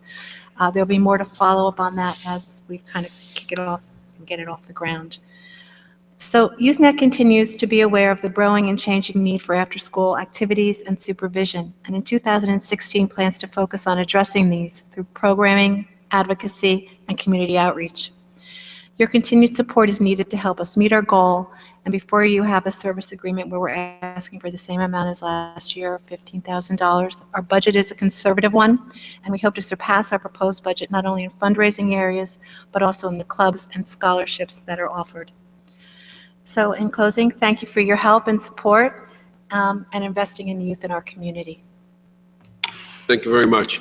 Any questions or comments? Mr. Just one thing that you ought to know is the township has purchased the former First Maplewood Baptist Church on Burnett Avenue, which is The one next to DeHart? next to DeHart, yeah. So that's going to become part of the DeHart Park complex. So that'll give us another facility to do things. And we're still discussing how best to use that, whether it's going to be dedicated to a single age group or multi-age group. So that might be another location that can be used for some of the activities you're talking about. At DeHart. Okay. And I think And we might even have the kitchen done by then. we could start at one place and then move it. I mean, I Yes. want to start Yes. it. I So want there's to a start. possibility of, but you know, there's with the, even if we were thinking maybe it's going to become a senior building, but even if it did, there might be some of that intergenerational stuff that you're talking, the Yes. programs that you're talking about that we could. So are you renovating it now then? No, it's, we're still in the process of closing the deal, sealing the deal. Closing should be next month, and then it's pretty much a walk-in used condition. It was a church, so it's in good shape. So there might be a few things we have to do, but I think we're going to be, it's pretty much a move-in condition. Oh, that's excellent. So. Okay. Thank you. Yes. Yeah. I did want to commend you on, I know that at least my first year on the township committee, there was a lot of discussion around the revenue that you generated apart from the towns, and you were asked to step that up dramatically. And I know you've been working very hard to do that, and it's showing. So. Thank you. Okay, great. Thank you very much. Thank you all. Thank you. Next up is finance, and we're really going to give him a problem. I've got questions. There you go. Again, folks, if you are there outside in TV land watching us and you have questions, you can send us an email, askthetc@twp.maplewood.nj.us. We haven't received anything yet, right? Not even from me. Okay. That's all right. Now we're going to have the tax office, finance office. And please introduce yourself. Good afternoon. My name is Juan Uribe, not relationship to the ball player, just in case. I am the Chief Financial Officer, Tax Collector of the Township, and probably I'm going to look extremely boring after those quite interesting topics that were debated before my intervention. We are going to briefly discuss our budget for 2016, and of course, it's fresh in my mind the words of the mayor when he indicated that we should make the assumption that everything that we submitted was read. So I'm going to try to limit to what is to the most relevant topics. The finance department, they say the finance / treasury tax / tax collection department, is comprised of a relatively small workforce to carry out vital functions of the municipality, such as treasury, cash management plan, receipts and disbursements of cash, debt service management, among others.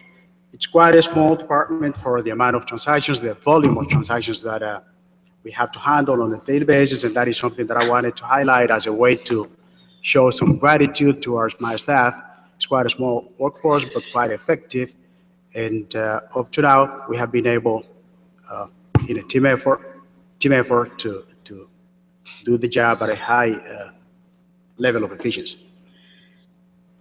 With that said, I provided some highlights of 2016, which I think just provided the most important, but we had plenty to enumerate. We don't want to go there because as finance officer, our main subject is discuss finance. And in that sense, I am gonna go straight up into 2016 budget proposal. If you look at the first page, finance department overall, you're gonna see an increase, the total budget. And I'm going kind of fast. Let me know if I am going too fast, because I Are you looking at the spreadsheets now? Yes, So you're looking at just 130, 101? 130. Yes, sir. 101, okay. 130, 101. And if you go to 130, 130, 201, you're going to see a small increase of $1,000 compared to 2014. That is required in order to comply with requirements of the Affordable Care Act.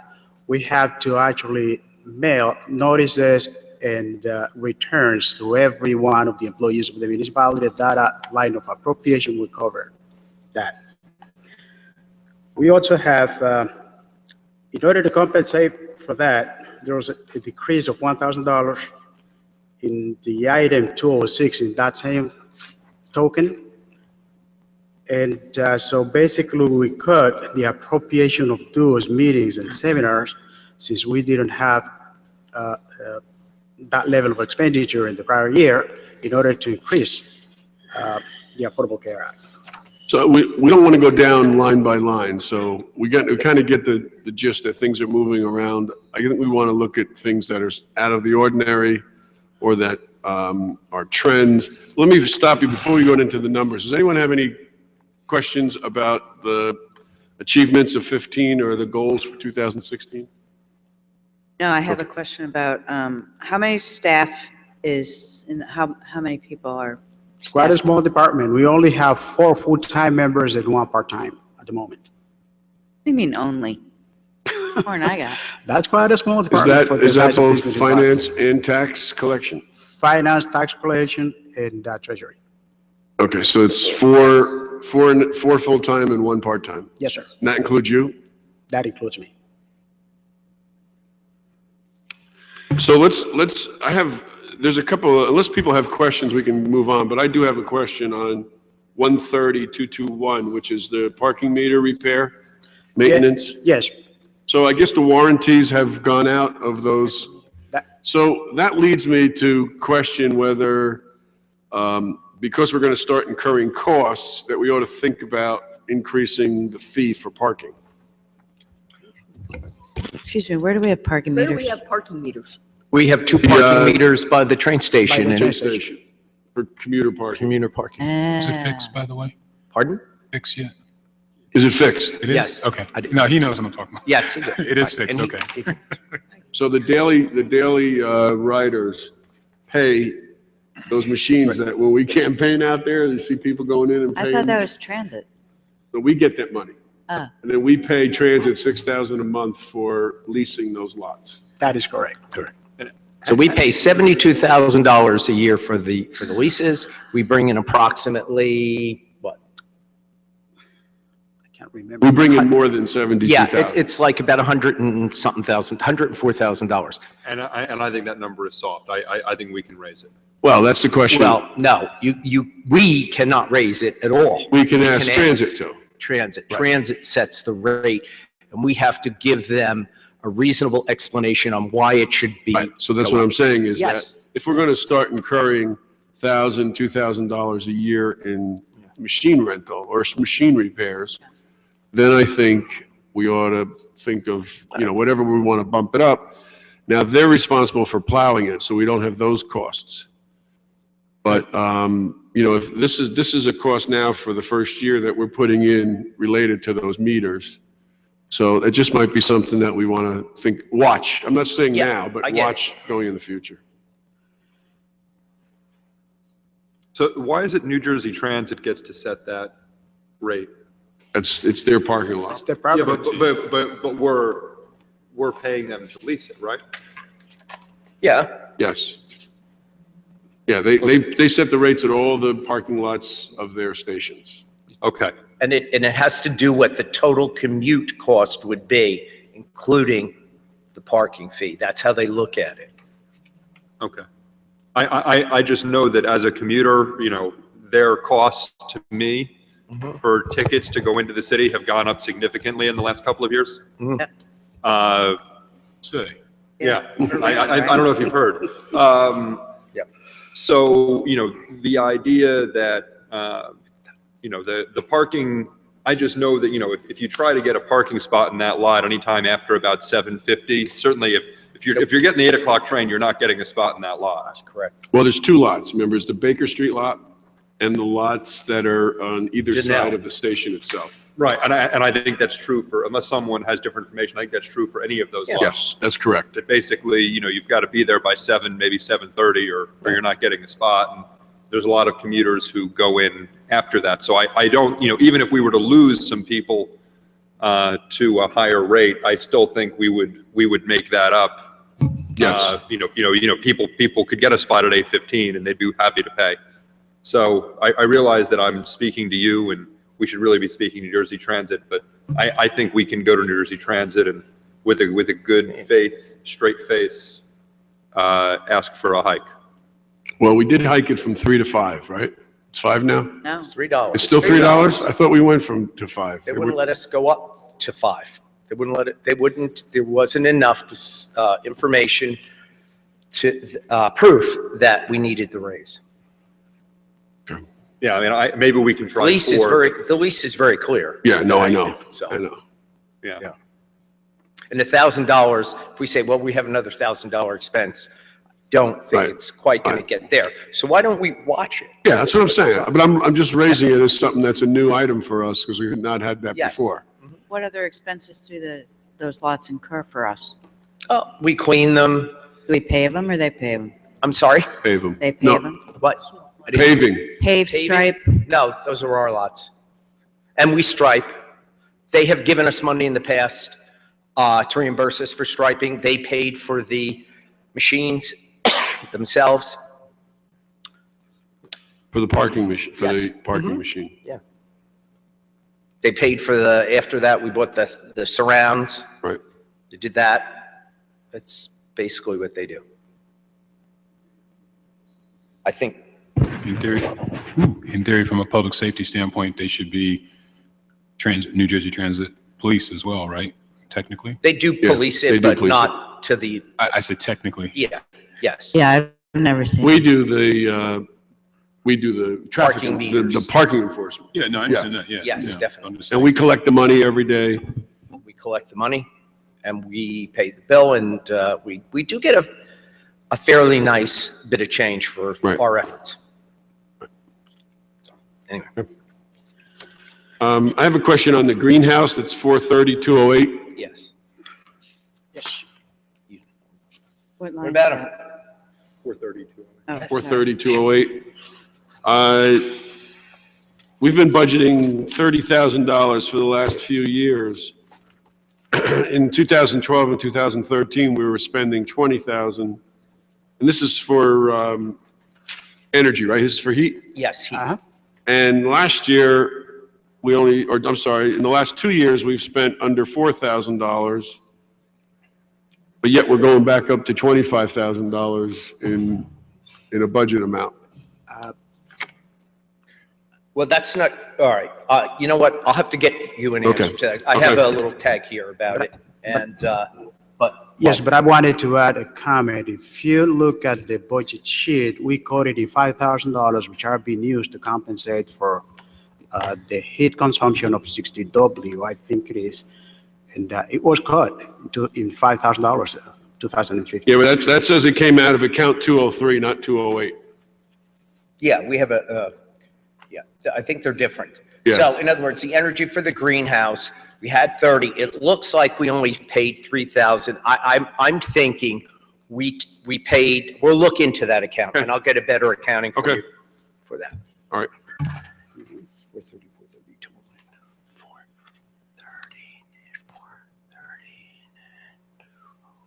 430, I think I had one other question, if I can just find it, but I have one. Yeah, I have a few. Go ahead. Oh, go ahead, Marlon. Do you want to go first? No. I'm trying to find the one. Mr. Lembrecht, you have a question? Okay.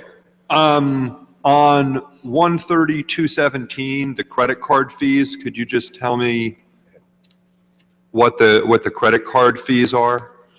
Those are credit card fees that we have to pay to a third-party provider for receiving payments via credit card from the municipal court. Okay. And are those fees that we're able to pass on to the payers? We cannot do that by law Okay. because they come from the judiciary. 13219 and 13219, the parking lot leases, what parking lots are those for? Those are private parking lots that we have to pay to the owners because we use their space. That's the ones you are interested in behind Maplewood Avenue. Okay. Those are those. Okay. And my last question had to do with relating to item 130-222, a new $16,000 budget for reporting requirements of the Affordable Care Act. I was just wondering, you explained that the $1,000 increase before. I was wondering, this is a $16,000 increase, and I was just wondering if you could explain what the reporting requirements are. That's the Affordable Care Act, which has been a little bit of a challenge for the majority of municipalities in that, well, not in Jersey, but nationwide. As part of that, there's a slew of functions that have to be implemented. It's basically like an extra payroll report. What we're paying there is a third-party provider to provide the technology in order to report it electronically, which is the only way to do it with the federal government. If you go back to my narrative, you're going to see as one of my goals looking into that. Not any municipality had time to implement that program without looking into it. The majority of us, what we're going to do is to review it in 2016, trying to get some economies. But at the moment, it was not feasible. That's the lowest price we could get in order to provide the services that we need at the moment. But the hope is that in the future, that won't be a continuing cost at that level? Hopefully. Okay. Hopefully. We do our best in order to decrease it, but there's no promise there because it's quite a stringent set of requirements, and you don't want to miss one of those deadlines since the fines are just excruciating. You don't want to see one of those fines. $300,000 to get started. No, I understand we have to comply. I guess my question was just whether, that was something that we should expect every year, or whether that was more of an implementation, transitional type cost. Matter of fact, that amount was almost twice as high.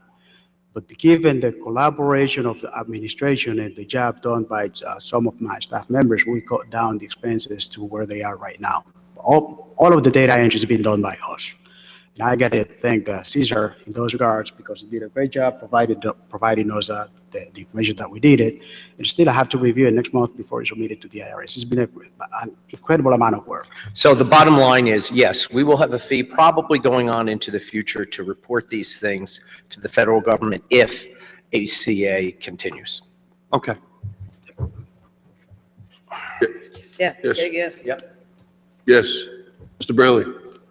Mine was more just trying to understand a number, and again, it's not 445,206 for the Hart Community Center, and this is water.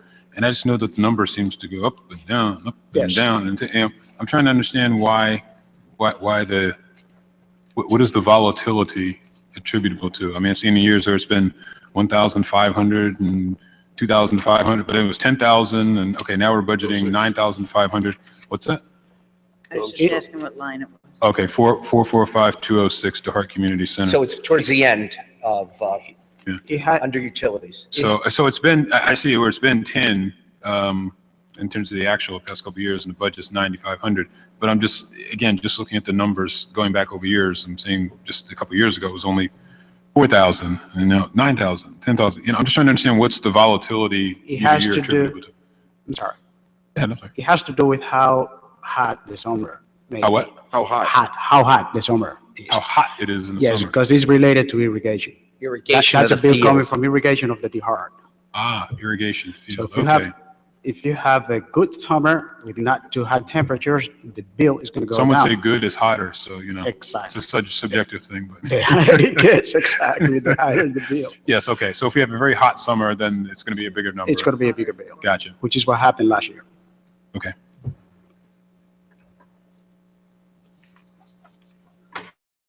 I'm sorry, could you go back to 130, 219, the leases of the parking lot?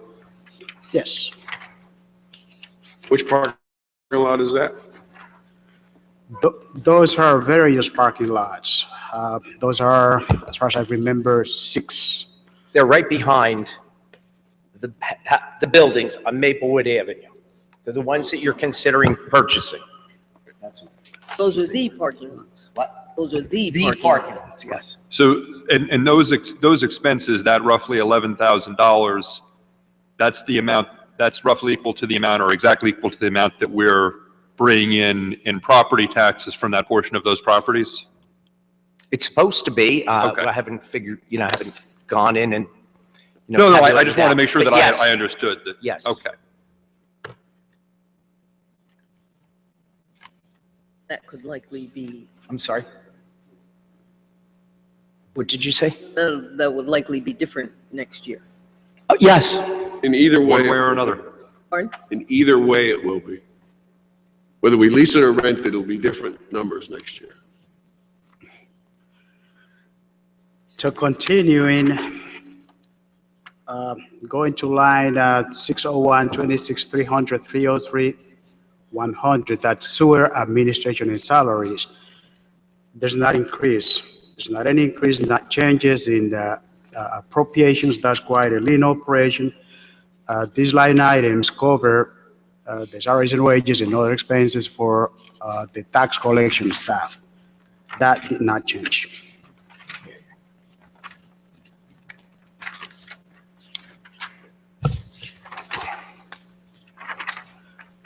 Is there anything here that's a surprise? No, the only surprise that we in reality had, we had 2 surprises there. One was the Affordable Care Act, which was an appropriation that was a new line of appropriation, which of course we couldn't do anything better. And just the increase in the water consumption from the Deer Heart Park, and we already answered those 2 questions. Other than that, not really changes in this budget. So there are going to be some changes because we have a new building coming on board. Right. So that's going to change all of our utilities to some extent. And also, I'm not sure that the woodland is accounted for appropriately throughout all of these things. So I have to go over it, have notes to make sure that we have the woodland in there too. At least the woodland is in electricity. In the other expenses is not. So we might need to list it in some other I get line items of appropriation. Got it. But that's it. So in reality, those were the 2 changes that were observed in terms of utilities, sewer, and finance budget. While we have you here, could you talk about the difference between bonding and going out for notes and why you would recommend any, or not any, but some use of notes rather than bonds? Whenever I have the possibility to use notes, I'd rather use notes. With the notes, you save the expensive cost of issuance of the bonds. Bonds are typically cost not less than $200,000 just for the issuance of the bonds. Now, what is that, a fee that you have to pay? Different fees to different professionals. That's a big job in which you have to consult with attorneys, you have to get bond counsel, you have to get bond rating. Bond rating only may cost you $30,000 for one issue. And that has to be paid to a third-party professional which is not even related to any of those municipal professionals. That's a financial analyst which is regulated by the SEC, and that's they call it professional advisor. So it falls within a totally different category of professional. When you add up all of the costs, you're talking as a minimum of $200,000. Whereas when you refinance bond anticipation notes, you get the savings as opposed to the expenses, because every year you set up a schedule, an amortization schedule. Every year you pay 1/10 of the principal of the note. So in that same token, you have a decreasing payment of interest every year. Whereas when you bond, it is the opposite. Sometimes the amortization schedule is set up in certain ways that the first 2-3 years you pay 2%. Then the 5th year you pay 4.5%. By the 7th or 8th year, you are paying 5% over the full amount of the amount borrowed. And that basically is not cost efficient. You bond when you don't have the possibilities to come up with the payment of principal via bond anticipation notes, which need to be rolled over every year. Also, there's another individuals who like to do it that way because it shifts responsibilities away from them. You don't have to work on an annual basis on those renewals and those rollovers because they represent extra work. I'd rather go through the extra work and save the thousands of dollars to my municipality. So, but a note, you can only, every year you have to roll it over? You have to roll it over. That's the extra work of the CFO. So it's a constant. But you don't have the same fees, the legal or professional fees? You don't have those fees at all. And what about the interest rate? How is it now for a yearly note as opposed to going out for bonding? Quite a good question. That was the other topic that I was about to forget, almost forgetting. The interest rate right now, when we consolidated 3 notes last year, we were paying between 1.25 and 1.50%. When we refinanced all of those notes, the tax rate was cut to 0.63%. So basically half of the interest. And if we do that next year, I am expecting to refinance at a rate between 0.80, 0.95, which is excellent. So a bond is how much in interest? Bonding, it'll be the average 4.50%. 4.5? Yes. And a bond you can get for under 1%? No, for less than. I'm sorry, no. Notes for less than 1%. Basically, you pay nothing. Is there a limit on the amount in a note you can borrow? That's a good question, because we typically have a threshold. When you get to a certain threshold, then you have to bond because there's no way in the budget for you to provide that caution there. When you get to $12 million, that's my assessment, given the size of the budget, $12 million. That's my flat line. We usually don't get there. So your preference for the amount of money that we usually go out and borrow every year, which is somewhere in the $3 million area, you like to do that as notes? Just notes. Just notes. But after 4 years, or 5, say your 5th year, because you paid down some, you might be at 12. You may have $12 million in debt. If that happens, then yes, at that moment, we start thinking of bonding. Right. But to your point, if you do go the note route, you're responsible for, you said, rolling that over each year? Yes, sir. Okay. So I'm just contrasting that versus the municipal bond market. I understand because that's obviously a regulated market, and that's why you have all this overhead, because that's it's a collateral, that's traded and, all that other good stuff. People invest in muni bonds. Obviously, notes is totally different. Yes. Totally different arena. So I was just trying to, I'm not as familiar with that side of the equation. Municipal bonds is. Yeah, it's much more involving, much more complicated, and you have to also provide mandatory disclosure. Mm-hmm. Any change, any little thing that happens in the municipality has to be released to a web portal designed by the federal government for those purposes. Yeah, it's a regulated market. Yeah, so there's another associated work with it, which if you avoid if you can. Larry? I guess I'm a little confused about what Mr. Manning said, because we try to make a habit of always paying off more than we borrow. So we should always be going down. We wouldn't be approaching 12, right? Depends how long it takes to pay it back. Well, but there's, even if we pay down, I think we're paying down 3.6 approximately this year, so 20% less than that. $3,695,000. Whatever that figure is we're going to use that as the basis to extrapolate what the capital will be. So it does go down, but you're still borrowing. You're still borrowing. And that adds, that does add up, but. Now more than we owe. No. Right. Yeah, okay. Typically, though, most municipalities have about 2.5 to 3.5% of their assessed ratio over 3 years that they borrow. Ours is like 1.018%. So it's very good. Our debt ratio is really very good. It's very good.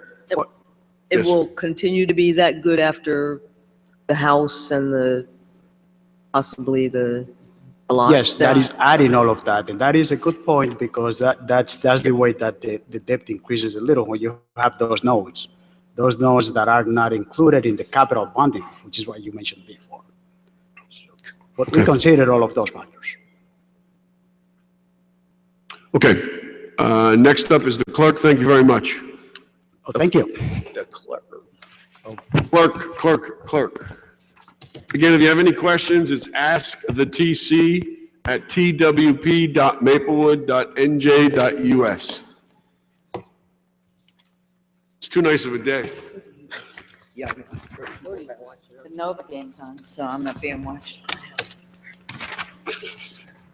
YouTube reports we have 4 people currently viewing the feed. There you go. And 2 of them are probably in this room.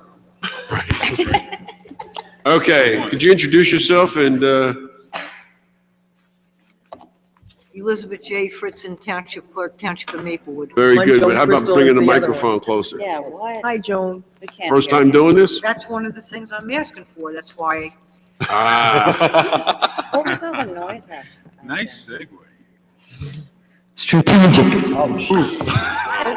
Hi. Did you want to do the Township Committee Microphone, first? see? Did you want to do the Township Committee first? Say that again? Go ahead. Did you want to do the Township Committee first? Yes.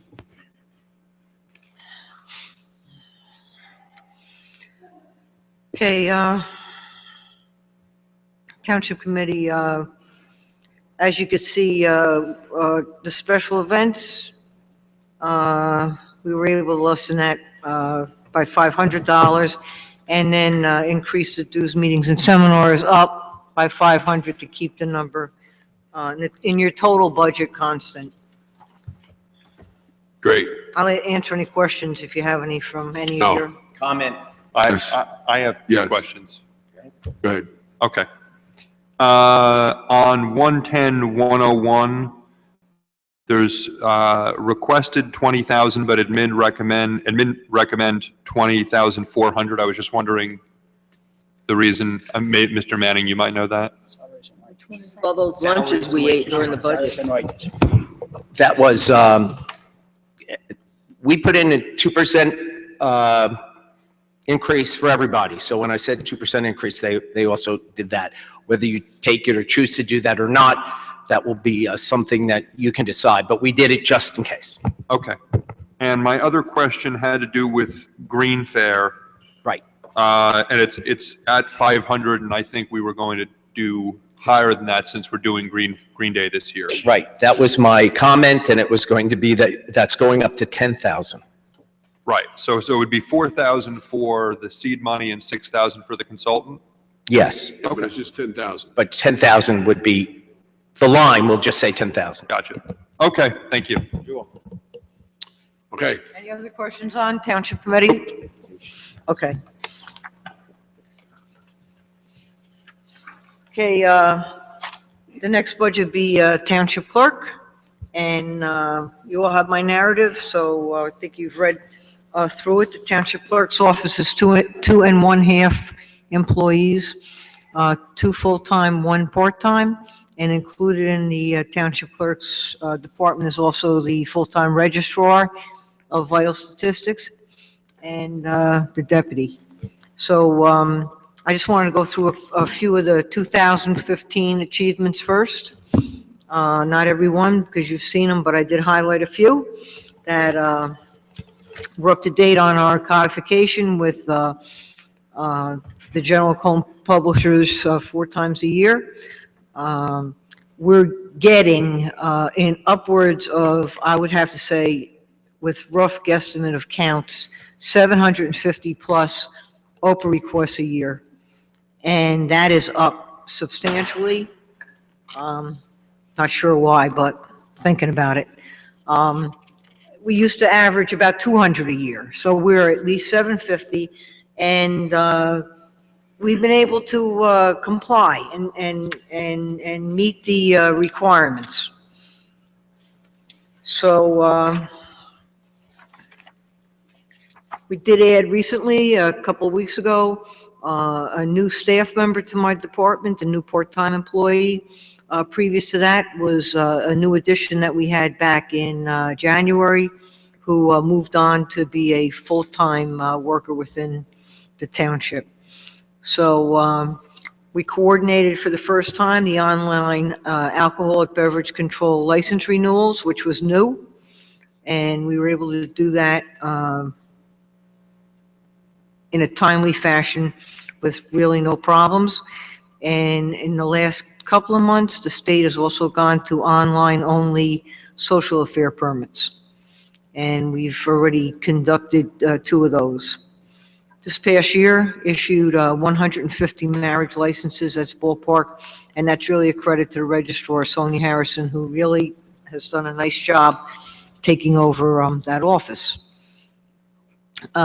Referring now to letter J, that we had a successful move for one of our polling locations out of the firehouse for 2 elections already and moved to the Woodland. And I think it's been a successful change. And I know that you're awaiting a report from me on another polling location, which I am going to be happy to do, to give you that report. So we have also successfully coordinated more township events, in addition to the township events, the actual big, large activities that the Township Committee has been used to receiving. We also now do every event at the Woodland, at the Bergdorf, at the Maplewood Community Center, and advising all of the township departments so that they're aware of concerts, weddings, social events, and we have a lot of large-scale events. So that's been something new that my office has taken the lead on, incorporated, and get that information out. Another thing that I'm proud of was the successful placement this past year of AEDs in 7 township buildings, and monitoring them, and also having some classes for CPR training and AED for our township employees. And the township employees were very receptive to being trained, so it was an easy program to offer. Okay, as far as 2016 goals, continuing the coordination of all the materials and keeping everything available for the public as we have been doing. Continue educational training for members of the department. My deputy township clerk is be probably at sometime this year sitting for a state exam for the registered municipal clerk. So, I mean, it's a tribute that she's been taking the classes. She has 2 more to take, and then the state exam. And the more people that are trained in a department, the more knowledge that they have. So I'm a proponent of that. We're also going to be providing some training for the part-time employee in the near future. I would like to, in Mr. Manning's presentation, I'd like to purchase AEDs for the remaining township buildings so that every building that's a township public building is covered with a defibrillator. Also creating a login system for the open public, for the OPA requests. We have, as I said, upwards of 750 requests a year, and it could only be rising. So a new system for that, just a tracking system. And I'd be happy to answer any other questions. I want to talk about the microphones. Couple things. These stationary microphones are becoming problems for people that have laptops. We have more people that bring laptops here. And when you... Oh, I'm sorry. Yeah, exactly. So I was wondering what you're thinking about. Is it going to be something that moves, or is it going to be something that's stationary? We haven't checked them all out, Okay, so it might be something... but the idea that you had, that there was a problem. Yeah. we have to solve. Yeah, this is something that we got to think about with people using And the other laptops. thing is, for example, my microphone is one of the newest ones, and as you can see, it's a much shorter stem on it, and you can sit back. So I don't have to be as close to the microphone as you do up there, so maybe that would help the situation as well. Well, but it's still, if you had a laptop Laptop up. up against it, you're not gonna All hear right, we'll it. take that. So you have to think about that. The other thing is, we need a handheld mic in this room because, That's included in that figure. okay, because when we have community meetings where we have people up here and people don't come up, but we want to Yes. go out there, we need to be able to get We that. did have a handheld mic, Mayor, and the Yeah, I feedback remember that it that, yeah. created with this system that we currently have, it was just not compatible. So that's we going to do be understand looked at in the new system. Yes. And lastly, as far as the sort of the AV piece here is we need some kind of camera that focuses on Right. the presenters here. Yep. We're looking into, my office is actually looking into a revamping of all the audiovisual things for this room so that we can project. Use a mic when you say that? Could you pick me up? I have a short mic, so it should have picked it up. And so Sorry to hear. so we're looking at being able to project on a screen behind you, to have something in front of you so that you could see what's on the screen. So if somebody's making a presentation here, it'll go into our system so people can see it actually on their television sets. So we're looking to really revamp and we're probably going to start with the microphones because it'll take a little longer. We have to make some changes to the room, so we have to go to historic preservation. We have to find out what's out there, but we've seen some really good systems to modernize and to have people be seen where they are and to also see what people are talking about at the microphones. Okay. Yeah, because in that mic, you can get a shot that way, but yeah, people only see the back of your heads here. Oh. That's it. Sorry. Well, it makes it hard to hear you when they're talking, Yes, even though yes. you Okay. can't see you. And then the other thing is just, we talked about this in the past, just try on your office to become a clearinghouse for community dates. Because there are people who talk about, we want to do an event and is there anything happening? And if we could just say, call the clerk's office. They should. But it has to be I know people have to get you that information. We've really, say in the last, certainly in the past year, we have increased the number of even small scale events to fill out event forms, applications, just so that we can keep track of them. And then we keep everything by month. So yeah, we could definitely do that. A resident could call and say, hey, what's going on in February? And we could say exactly everything that we know about. Okay. That we know about. That we know about. I know we're not going to know everything unless, because people have to tell us, right? Right. Okay. Is there anything else for the clerk's office? Yeah, I just have one thing, and Ms. Fritzen, you just, and I apologize because I forgot to do this the other day, but you received an award, did you not? Oh, yes, For what? for my EMS work. Oh. I was the spotlight for the New Jersey Municipal Clerks Association for the January statewide magazine. Congratulations. My spring. Congratulations. Thank you. Okay. Anything else? Yes. Just one, you had mentioned, kind of in passing, that the number of OPA requests, has there been any kind of trends? I mean, is that number something that just goes up and down each year, or have you noticed an increase in the number of OPA requests over the past X years, or? It increased dramatically with the post office, for sure. Okay, And that's what I'm going to tell you, that's what it's attributed to. okay, all right. So it isn't something that's been just over time, it's been going No, up, we went from but it's about related more 200 to the year a particular before to event? 750. What's that? We went from 200 the year before to 750. Right, but I didn't know what it was the year before that. It could have been 500 the year before that for, if it just goes up and down, but if it's really, It spiked, and I anticipate that, it'll go back down again, hopefully. okay, thank you. Okay. Thank you so All much. right, thank you very much. Let us take a 5-minute break and we'll be right back. And maybe the sun will kind of angle it.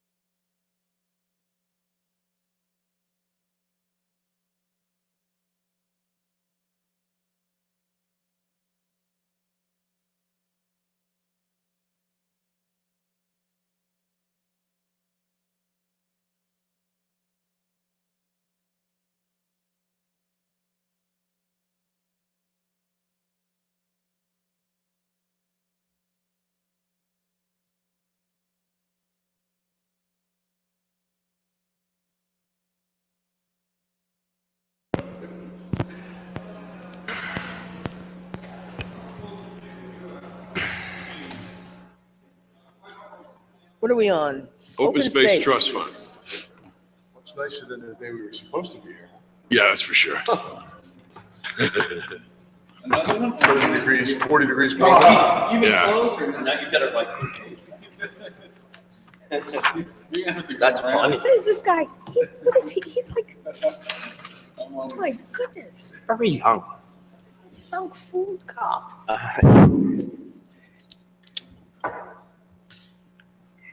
Okay. You can introduce yourself and we can get started.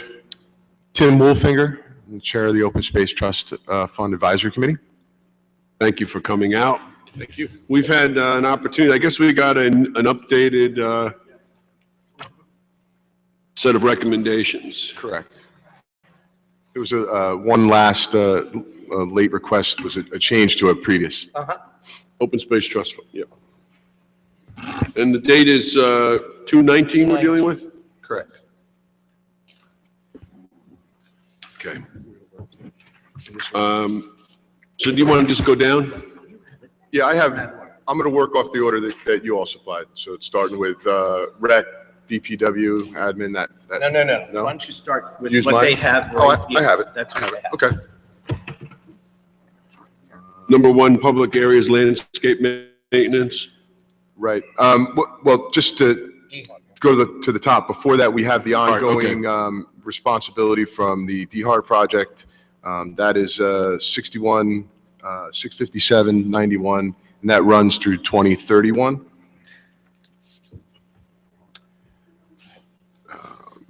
Put them, hold on a second, because I put these back in that order.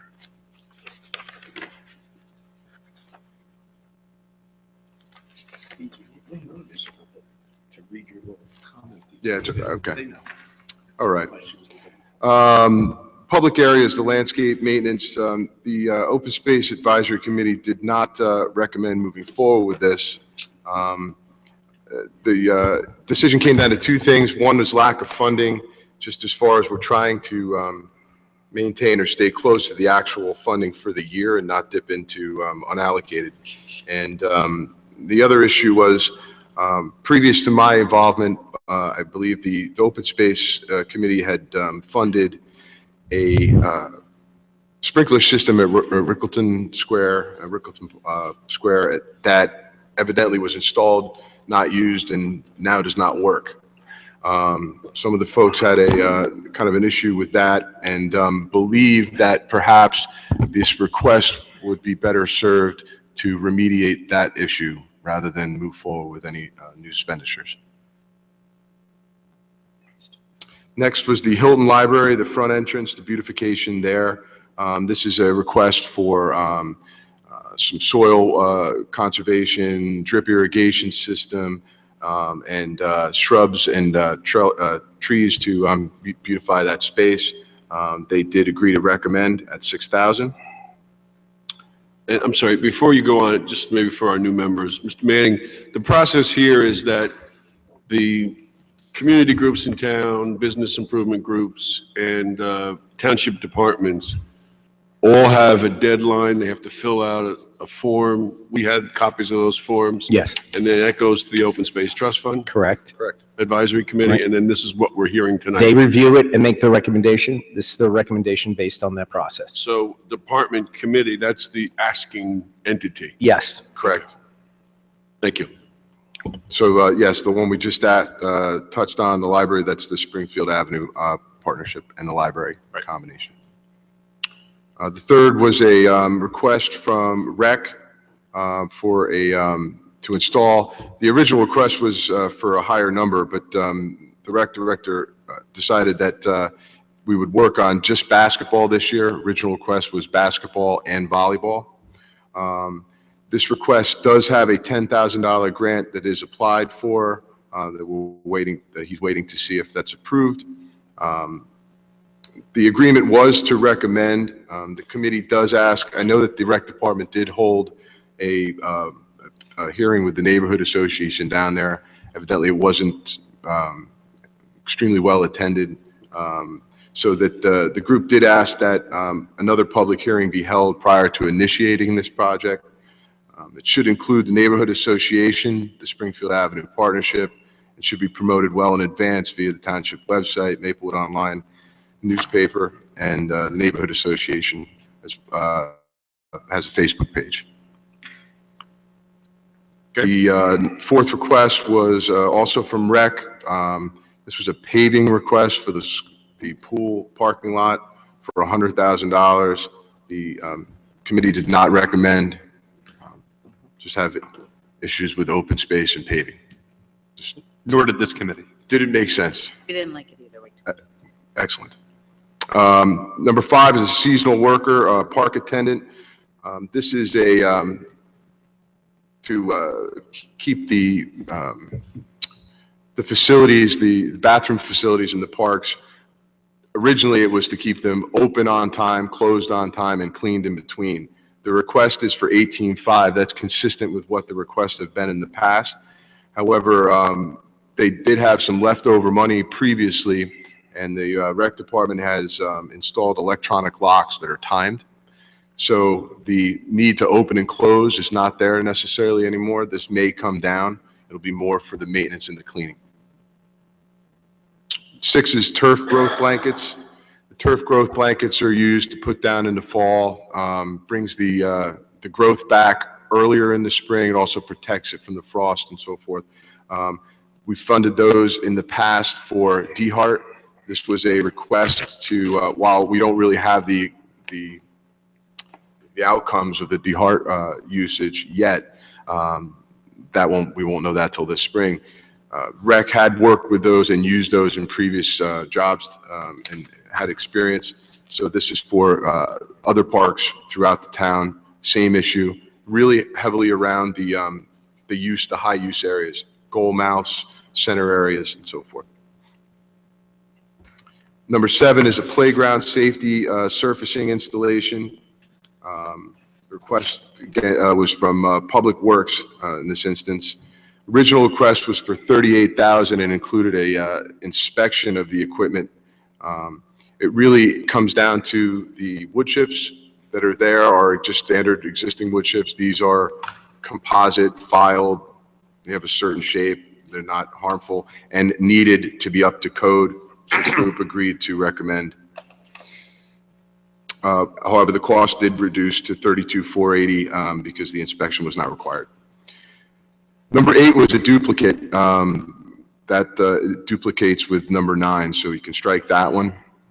Number 9 was originally a request for 2 interns in the in Memorial Park, in working in conjunction with the Maplewood Garden Club. They're the ones putting in the request. They also do involve the Historical Preservation Society because anything happening in Memorial. This was what spurred the new document from 219. It increased from the previous request was $4,100 less than the 17-1. They're adding a 3rd intern just because of the volume of work that they did last year. And we did agree to fund that because it is below the original $20,000 request. 10 is a DeHart organic field maintenance. It's all of the involvement, the compost tea treatment, the aeration, organic feeding that goes on with DeHart. That's a consistent request year in, year out. That is approved. It was agreed to recommend at $23,000. The athletic field maintenance from Public Works for $20,000. This is number 11. Also recommended. This is seeding, fertilization, and so forth on the other parks outside of DeHart. 12 is an aerator purchase. So we've been using aeration at DeHart and has had significant improvement. And the thought is that there's a lot of aeration requirement and we could use it on the other parks as well. In addition, this would be able to be used at the DeHart location moving forward. So this would be to purchase an aerator at $30,000, have that capability here. If the purchase happened and we had it for this year, obviously that would probably reduce the cost of the DeHart field maintenance, but it will alleviate that after this budget cycle moving forward, if not this year. 13 is Seth Boyden's Learning Center. This came through, it says the school district, I believe it was the PTA. Let me just pull it out and look at it. There was some discussion on this. The committee did want to make sure that indeed this was public use, a public use space. This is a request for $10,000. It primarily is looking at adding trees to the perimeter of the schoolyard, some trees and bushes in the habitat garden in the northeast corner of the same schoolyard. When we asked and did request that information, we were informed that the entire project area is accessible to the public, and that this is one of the very few open spaces in that community, which is other very densely populated neighborhood, and that the Seth Boyden Schoolyard is used by rec programs and has always been open to the community. So we felt that that indeed did make sense. It's a $20,000 project. They did provide all of the documentation for what they are doing there. Outside of this, they've raised significant funds on their own as well, and they do have some grants that were put forward to fund other things as well. So should be lauded for that, because we don't, not a lot of the requests we get do we have any other outside funding sources requested prior.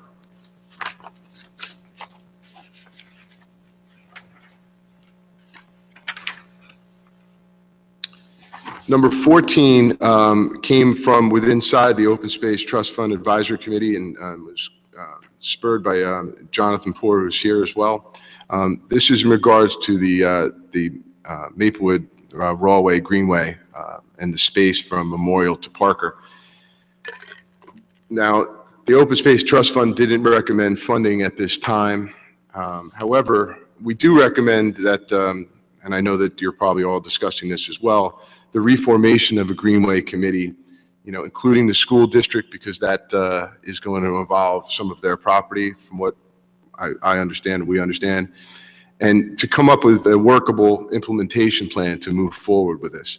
Our committee would greatly appreciate the opportunity to participate in that process, perhaps involved in the funding down the road. This is the type of project that the Open Space Trust Fund would be very interested in.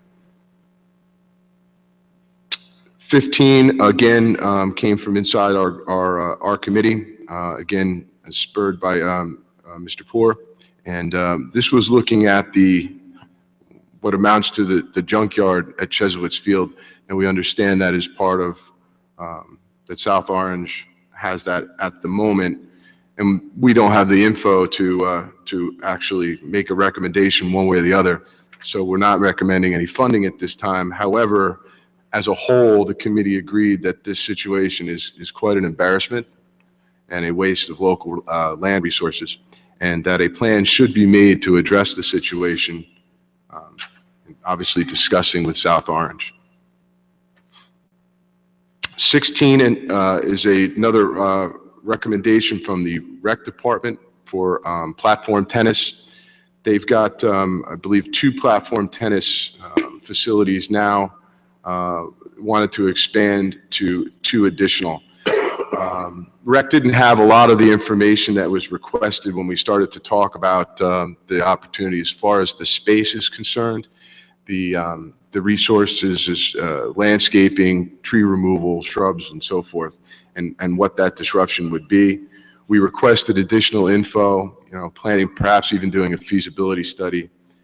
It is something that we aren't necessarily against in the future, but require more information. Number 17 is what came from the Board of Health. This is for signage in the parks, the 4 parks, Maplewood Park walking trail exhibits. Let me just pull out, because I did have that information here.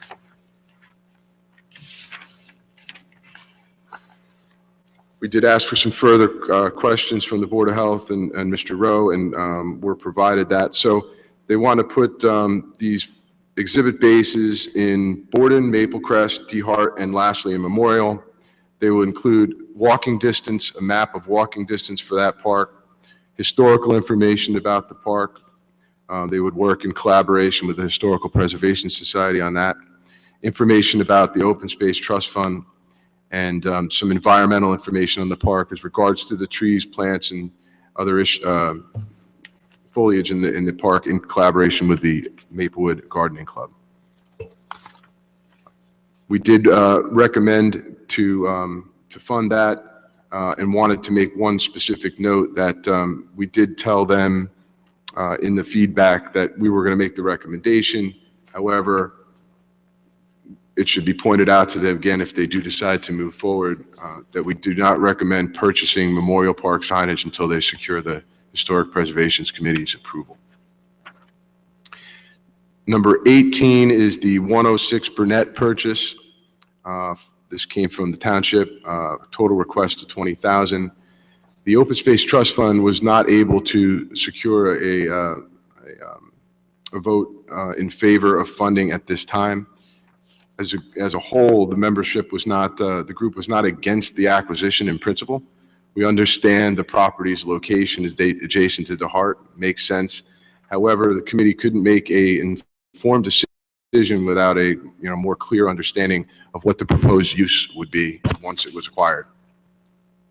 The last two requests were both from REC, and they were after the point where we had the opportunity to meet and we did not review.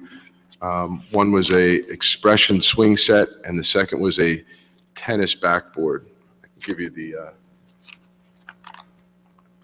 They have it. You have it. So you have the request. We ran out of runway. Didn't get on this sheet. What was asked earlier, they were got on the sheet. It had been discussed before. We're just talking up here. It was discussed before. Yeah, it was discussed before your last meeting, but it didn't get into your wheelhouse. Right. Correct. Right. What, the last two? The last two. Yes. There were discussions about it, but somehow it never got onto your radar. We never screen. received Right. the request Right, so until. you can't have any opinion one way or the other about it. We received the request on the 21st of January. Yeah. I used to just hit it against the regular wall. I would say at this point as well, I mean, I can't speak for the entire group, but looking at the budget and trying to stay where we were, the likelihood that those additional requests would be accepted at this point was probably no. Any questions anyone has? Yes. Just a couple. One, you started to answer the question, and you did, but I guess I'd still just want to make sure that the question of Seth Boyden and this number 12. 12 is the area. 13. Sorry, 13.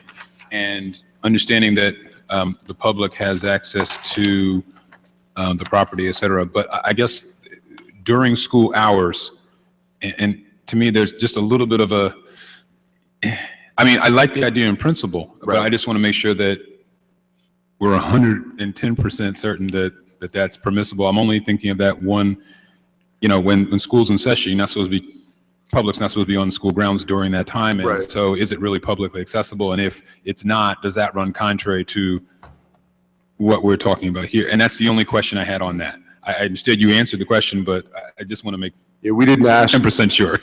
That wasn't we didn't ask that question per se specifically. I mean, I guess I would say that the children that are there during the school hours, I guess, that do use that for other purposes, recess and so forth, are town citizens. So they are using it, but no, in that instance, I guess it would be restricted. I at least want to ask that question. Yeah, just to be 110% sure. I mean, I'm not opposed to the idea in principle. I just want to make sure that we don't run afoul of that. You answered the question when you said this is number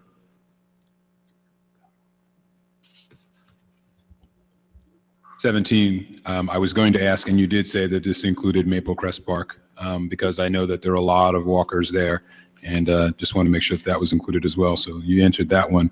Number 18. Right. You mentioned that let's see, in the write-up, it says, they can't make an informed decision without a clear understanding of the proposed use once acquired. Understanding sort of the general sentiment of that. Can you give me an example of a use which would preclude, which would mean the answer explicitly is no?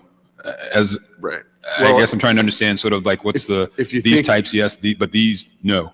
If you think of open space as far as from a park standpoint, right, open to the public, anybody could use it. If we're going to maintain the building there, there's certainly going to be restrictions on who can use it and when they can use it. Again, it goes back to almost the same question that you just had for the school. I don't think it's even that necessarily specific. It was really just kind of a open, we're looking to acquire this. And we understood too that it was a situation of timing, that in a different light, we probably would have had more information, things would have been coming. But as a whole, with the information they had, they just didn't feel that basically we could not get a majority vote to pass the recommendation. We took it multiple times. I mean, we just move out this 20,000? No, we make the final decision. These are recommendations. No, I'm saying I would just want to, on the Seth Boyden question, I at least want to know the 110% certain on that question before I voted affirmatively on that. But you're not going to vote today. No, I know. I'm saying at the time. Do you have anything to say about that question? About the applicability of open space trust money in the Seth Boyden lot there? If it's open at times, there's no prohibition that I know of that says it has to be open 24 hours a day. So there are places that are closed. Our parks, for example, are closed from dusk until dawn. Right. So I don't see that to be a problem because there are times and weekends when families can enjoy it, et cetera, it is open. I feel the same way for the 106. The building will be open and there'll be activities, but it won't be open all the time. And just to be clear, I know we have the paperwork here, but at Seth Boyden, you're not doing the actual construction of the learning center. You're doing trees and shrubs. So Correct. there's a general greening of the neighborhood there. That's correct. So that would have a benefit, just putting more green in the neighborhood. Yeah, again, I'm in favor in principle. I just want to make sure that. And I think actually you gave an excellent example there. The parks are not open 24 hours a day. They close at dusk, so clearly that's not available to the public 24 hours a day. So that may be a. I mean, and there are other schools. My children are at Tuscan, and Tuscan School has posted that the playground facility is closed after school hours. Yeah. So that's. I think all the schools have it for legal liability. Yeah, I know that. Yeah. Anything else on this? This will be discussed as part of our capital conversation. Okay. Oh, And if- I'm sorry. I meant to ask about the Board of Health's request for, Bob Rowe's request for the signage in Maplewood Park. Since we're about to incorporate a master plan from the Maplewood Park into a portion of feels like that should wait for a while. Okay. Yeah. I'm sorry. Because there's no point in putting things in the park that we're not sure they're going to be part For of the master here, plan. you mean for Memorial? But they can bring it forward. They just have, it's not necessarily that they're going to prohibit such useful information. It will have to be in a certain form and design and material. That's what they'll. Right, I'm just and saying. locations. Right, I'm saying I think it might be premature since they haven't done really all the work necessary that they're going forward with that the Historic Preservation Commission has been working on with regard to the master plan of the park. Well, they've already commented on this particular item, and their main concern is, just like we just heard, that there be collaboration with them. We would recommend if you do move forward and approve it, that you make that perfectly clear. They should probably buy the 3 for the other parks and hold, because they can leave that open, correct? They can, Yeah, sure. Would be helpful to know, what is the cost for just Memorial Park? Is it? Okay, we'll find that out. You can find that out. So we have the capital conversation, it would be good to know if we excluded Memorial Park or held it off for another year, what would be the cost? Believe they're identical too, so I'm sure you can take a quarter of the full request, but we'll find out. Okay, thank you. Okay, anything else? Thank you. Thank you very much, and thank you to the committee for their time. Thank you guys as well. Thank you. Thank you. No, thank you. No, thank you. Okay, next up is Public Works.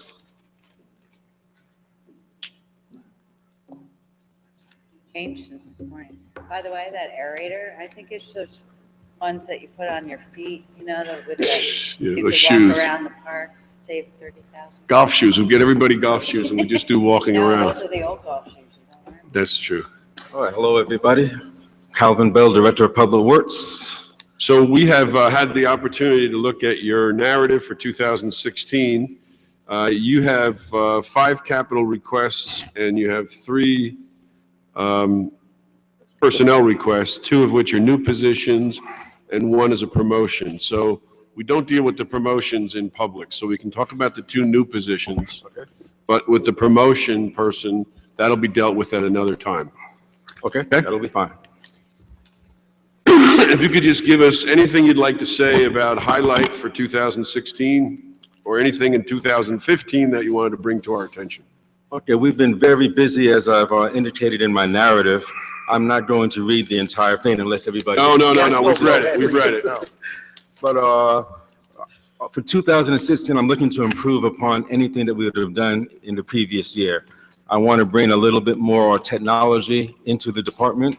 I want to be able to keep better records statistically, so we can have a better comparison as to where we're going in 2016 as opposed to prior years.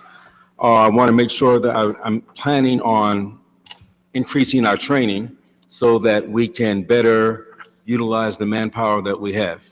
So that's mechanics, that'll be my assistant, that'll be myself, as a matter of fact, and also somebody in our parts and shade tree department, so that we can start to reduce our outsourcing and have a lot of the field maintenance things done in-house. Okay. Any questions on any of the goals for 2000? I'm sure your one goal is to have less snow, right? I've been working on that. Not a big storm, maybe not less snow, but not all at one time. I've been working on it, I'm doing what I can.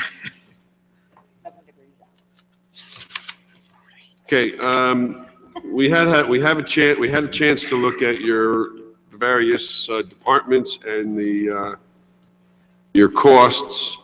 I did have one question in 315-201,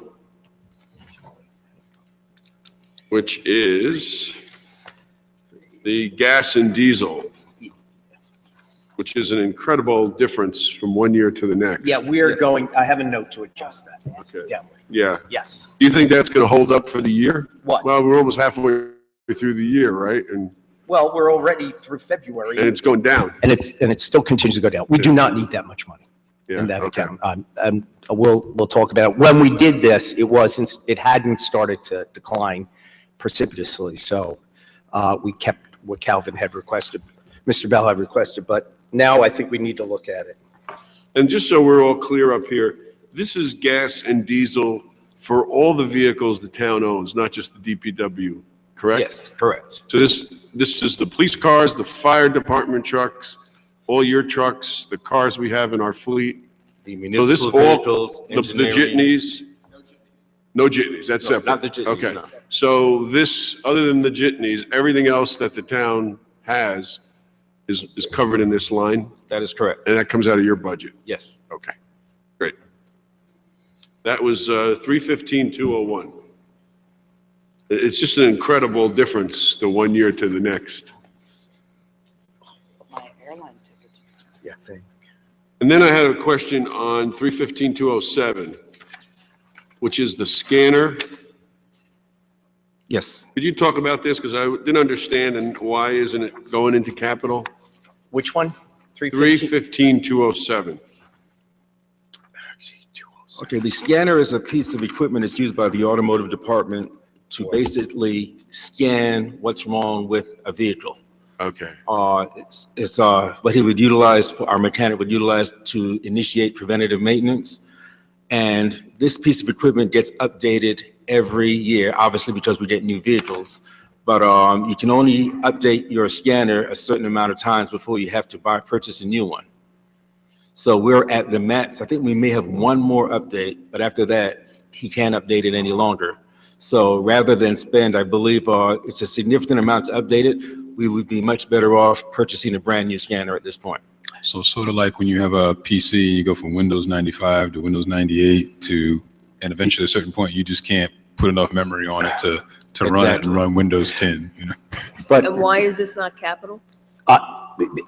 you know what, I must have misunderstood when he said in terms of upgrading. I didn't think the upgrade was, but a brand new one certainly could be capitalized. So we'll look at, I have a note, look to change it. Well, question, how long, do you know how long we had the other one? The one we have now? How long we've actually had it, I don't know. Okay. It's been several years. Okay. I would assume at least about 6 or 7. Yeah. Because if I remember my conversation with our manager, he said that you're only allowed about 6 or 7 upgrades on it. Right. Okay. No, it's just life. Has to be 5 years. Yeah, that's what I was asking. Life in 5 years before we capitalize. So that's a good idea. We'll look at that. Can I bring my van by and hook it up there? You want to get scanned? Yeah, can I scan my van while? I don't think your van has the stuff that we would like kind of scan because it's so. Oh.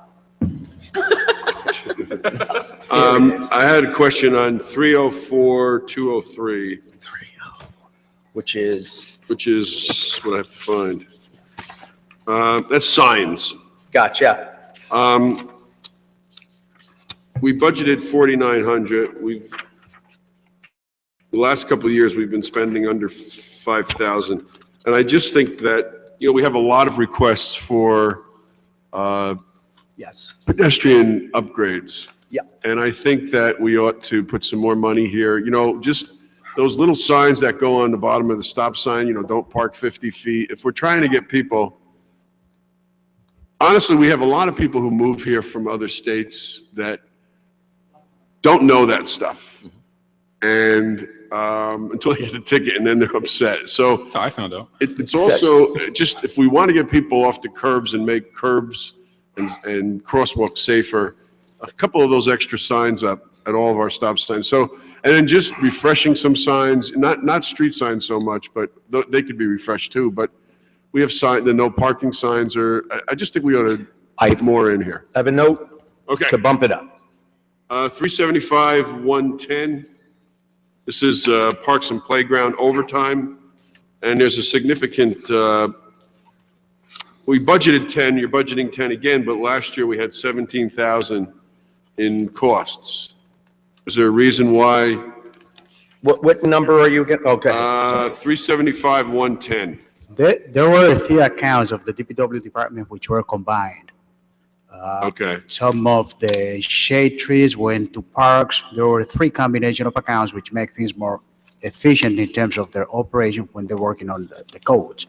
So probably that's one of those accounts. So you said 375-110? Yes. 375-110. Parks and Playgrounds.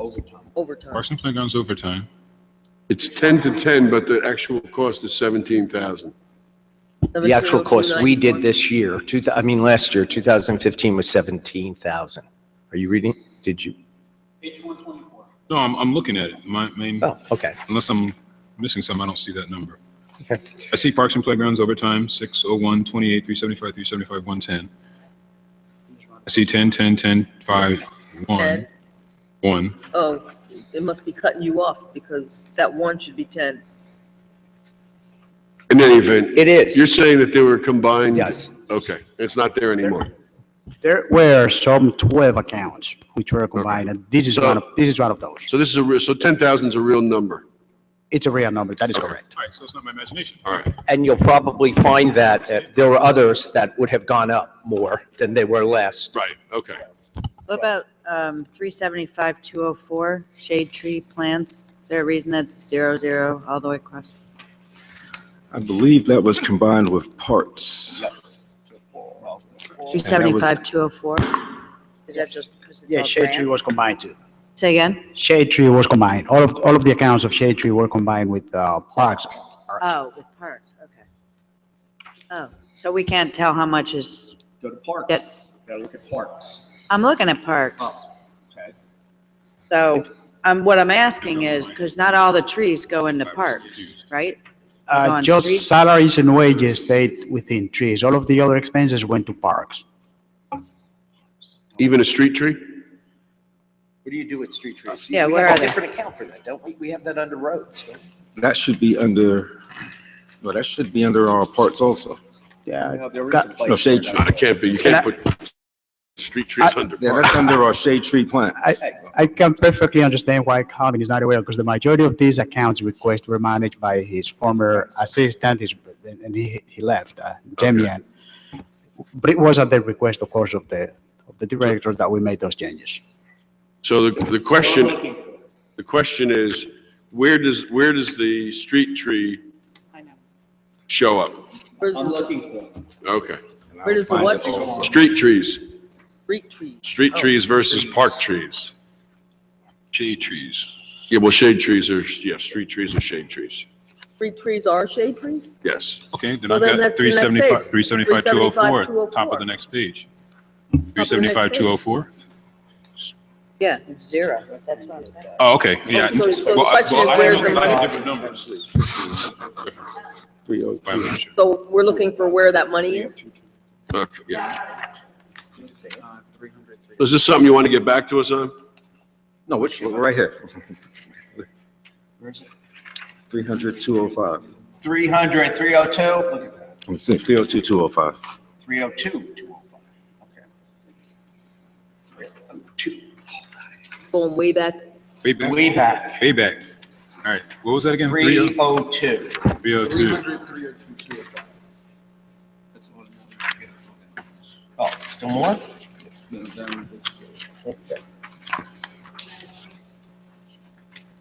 I don't see that. And go to 375. I don't have you said 302, 205? That's where the trees are? No, yeah, I don't. 300, 302. Oh, okay. 300, 302. I don't have a 300, 302. And if you go far enough back. I have 300, 300. 300, 302, 205. Yeah, we don't have, Okay. All right, Have it. yes, okay, we got it. No, we don't. Well, yes, we do. It's on page, Speak for yourself. what page is it for those who have the book? Find, please find Oh, for her. it's not a shade tree. Well, I said, my shade tree is 375, 204. No, no, no, no, no.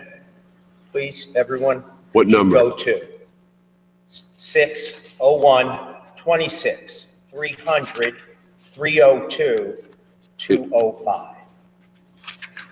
I don't have a 205. Bingo. 300. Yeah, you do.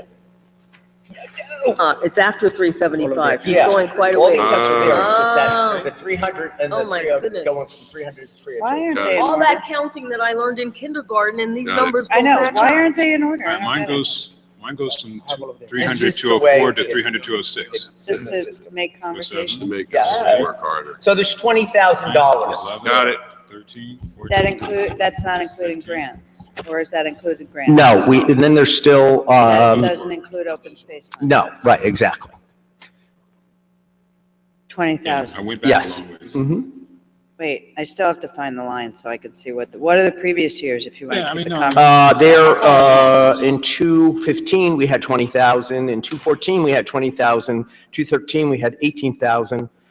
15,000 in 212 and 15,000 in 211.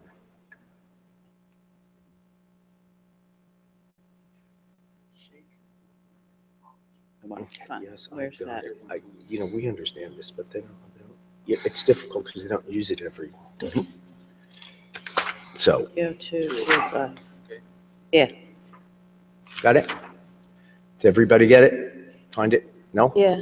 Yep, 7. Wow, Okay. taking ways for it. All right. So Mhm. I don't want to harp on it too much, but I wouldn't mind a little more going in there. I still We'll don't give know. whatever amount you want, just let us Yeah, know. of course, very funny.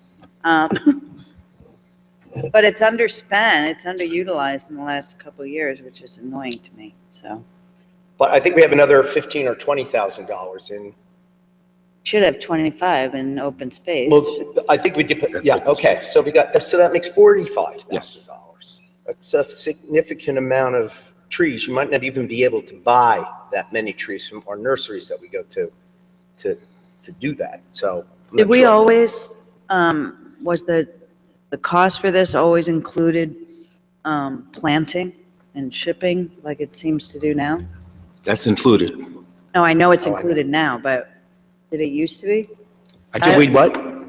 Did it use the cost of the trees? My recollection years back is that DPW planted them. But That is now correct. But now they don't plant them. We don't plant all of them, no. No. Because we went down by 12 positions. So we couldn't do that anymore to the degree that we did, so we contract some of it. That's what I'm saying. So now we got Yes. fewer trees for the money because it also includes labor. Yes. But then we also have less cost. Yeah, no, I get it. I'm just wondering because, it's deceptive when you look at the number, $20,000 worth of trees when you're not really getting. But I think what we need to look at is how many trees are planted for that amount of money.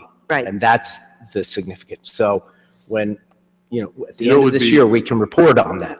It would be helpful if you could give us a sense of what is the projected number of trees that will Sure. be planted in 2016 based on all these different budgets. Last year, we planted approximately 86 trees. I would estimate that we'll be doing the same thing this year, maybe closer to 100. So it should usually be in an area of about 100 trees per year. I thought it was a couple hundred. You mean, I thought it was like 100. We'll get it. each Let's get it. season. Let's get it clear. And then the breakdown between streets and parks. Yeah.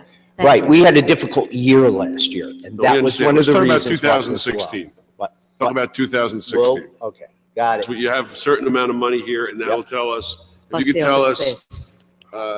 yeah, all the money that we're spending on trees, what does that equate to? And where are they going? Okay. Okay, I have a question about 291-202, that's the road salt. Yes, sir. It's also. So is this a replenishment of the storm fund? Or is that somewhere else? No, this is not a replenishment. Are we replenishing the storm fund or not? Well, if we put this money in and we don't spend it, then it goes in. then there. that will go into, that's where it would be replenished. Okay. So because the note here is that we use the trust fund, the salt sands trust fund, but I guess we're running out, and this is a way of replenishing it. Either we'll use it. Right, it covers the cost? Right. Okay. Yes. All right. Is there anything else that people have before we go into the capital? All right, let's go to your capital requests.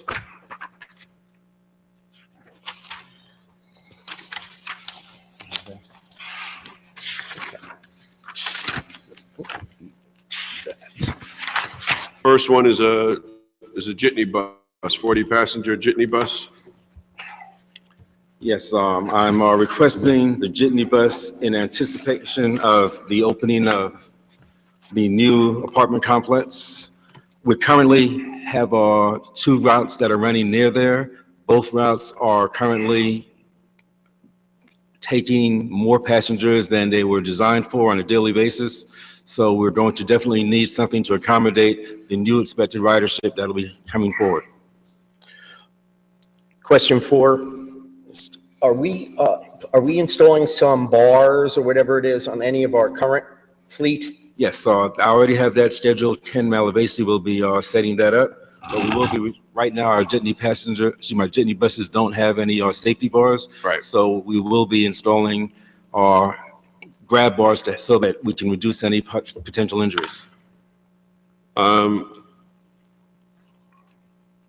understand this is, you anticipate some of the ridership to go up with the apartment complex.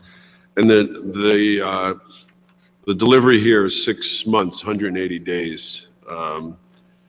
Is this something we need to do this year, or can it be pushed into next year? Because I don't think the place is going to open until a year from now. It would Or be wise to 18 months. If we hold off for next year, it takes approximately 8 to 9 months. Even though it says 6 months, it really takes about 8 to 9 months for that bus to be delivered. So you if we think don't do it this year, we'll be for looking- next year, we need to buy it this year? Definitely. And we would get it towards the end of the year and then. Exactly. Are you making all the buses now 40 passengers or all the buses? Yes. Or is the This will be Wyoming a- 40 also? That is, the last one that we purchased was a 40 passenger. Yeah, Not but for Wyoming. not for, I think that I was on ride Parker. Okay. All right. Okay, Yeah, that's right. But this one will be a 40 passenger. okay. So the selling price is 78,000 with a discount, and then it's optional equipment of 42, almost 43,000. Almost another, what's the optional equipment? I'm trying to find it, I don't mean to be. Seat belts. Do you have grab bars in the new ones? That would be included in the new one. That's not $40,000, but this would be everything that we had on our previous bus that we purchased last year. It's an identical, it's an exact duplication of the previous bus. Yeah, it's listed. There's a list of Yeah, them. I'm looking at the list now. Yeah. No smoking decal, $5.80. $5.80. Cell phone power outlet. Just like a Mercedes. Far from it. Okay, let's go to number 2. No. This is the electrical box? Yes. So what is this? All of our jitneys require an electrical current when they're parked overnight so that it would enable them to start properly in the mornings during colder weather. We currently have a receptacle unit set up for them, but it only holds 4 jitneys, 5 jitneys. No, 4 jitneys. As we're looking to expand the fleet, we'll need another location for all of our jitneys, and we'll need to accommodate the electrical beams to plug all of our jitneys in. So this would enable us to do the new bus that I just requested and any buses that we would get in the future. Do we have to bring more electric in, or do we have sufficient electric power on? We have sufficient electric power, and they will be running it from what we have. They'll be digging a trough across the yard where I designated it should be going, and it'll also allow us to park jitneys in a better location, so we'll have more room closer to the building. Backup jitney stay plugged in? Do we have I'm sorry? We have a backup jitney, right? We do have one backup. That's it. Is that plugged in as well? Yes. Mhm. Well, usually that gets plugged in when we know it's going to be used. Well, that was my question. Does it stay always plugged in, or No, does it it doesn't just? stay always plugged in, no. Okay. Okay, let's go to number 3, the asphalt. Okay. Sorry, you have option 1 and option 2 on Stacy Electric's estimate for this electrical. What's the reason you went with the more expensive one by 10,000? By 12,000? Last note. Last note. You see the last note? Station. May not supply adequate power. Yes. Although there are 8 receptacles on both options, as it states right here, one of them, they cannot guarantee that it'll give us sufficient power to recharge all of the, to keep all the jitneys heated at night.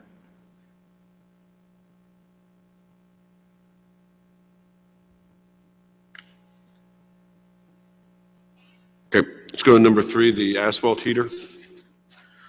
Okay.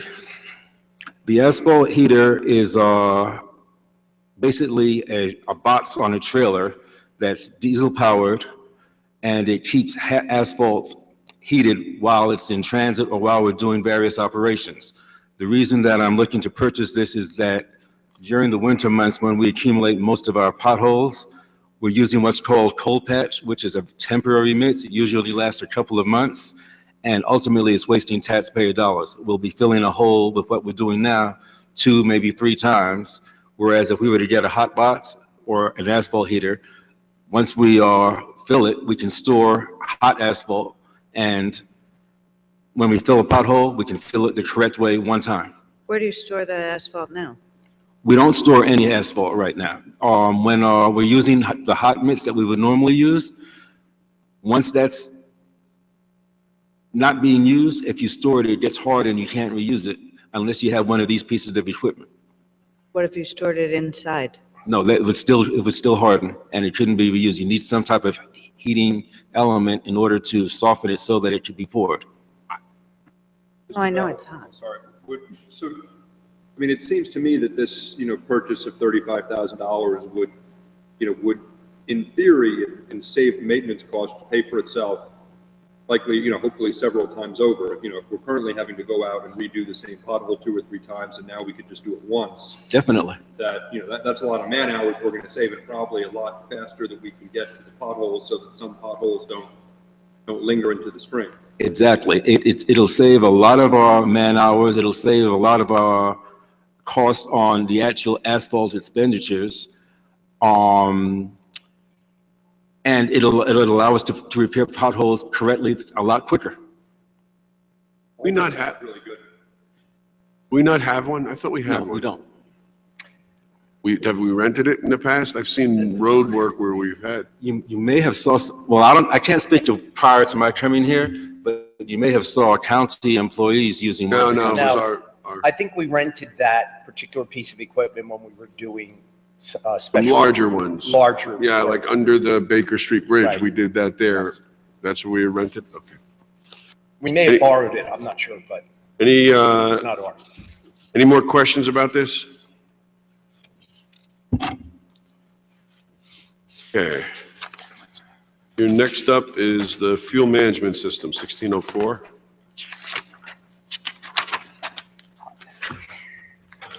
Okay, the fuel management system is what we utilize when anybody obtains gas from our facility. Currently, as I'm sure some of you might be aware, we swipe a card on it, and it keeps a record of how many gallons, who's making the purchase, and ultimately, we can always know what's going on as far as the fuel that we have. The system that we have is extremely antiquated from a physical point of view, or it's deteriorating. And from a software point of view, from a technological point of view, it can no longer be repaired. The manufacturer has ceased making this. They've ceased providing any type of support for it. So currently, we're in danger of this being taken out of service at any moment. And we won't have any ability to track or monitor any type of fuel usage that we have.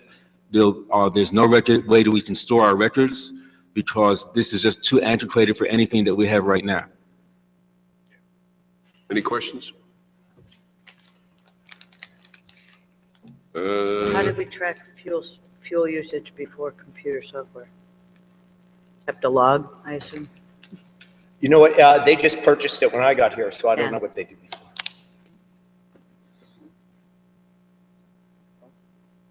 The wheel loader.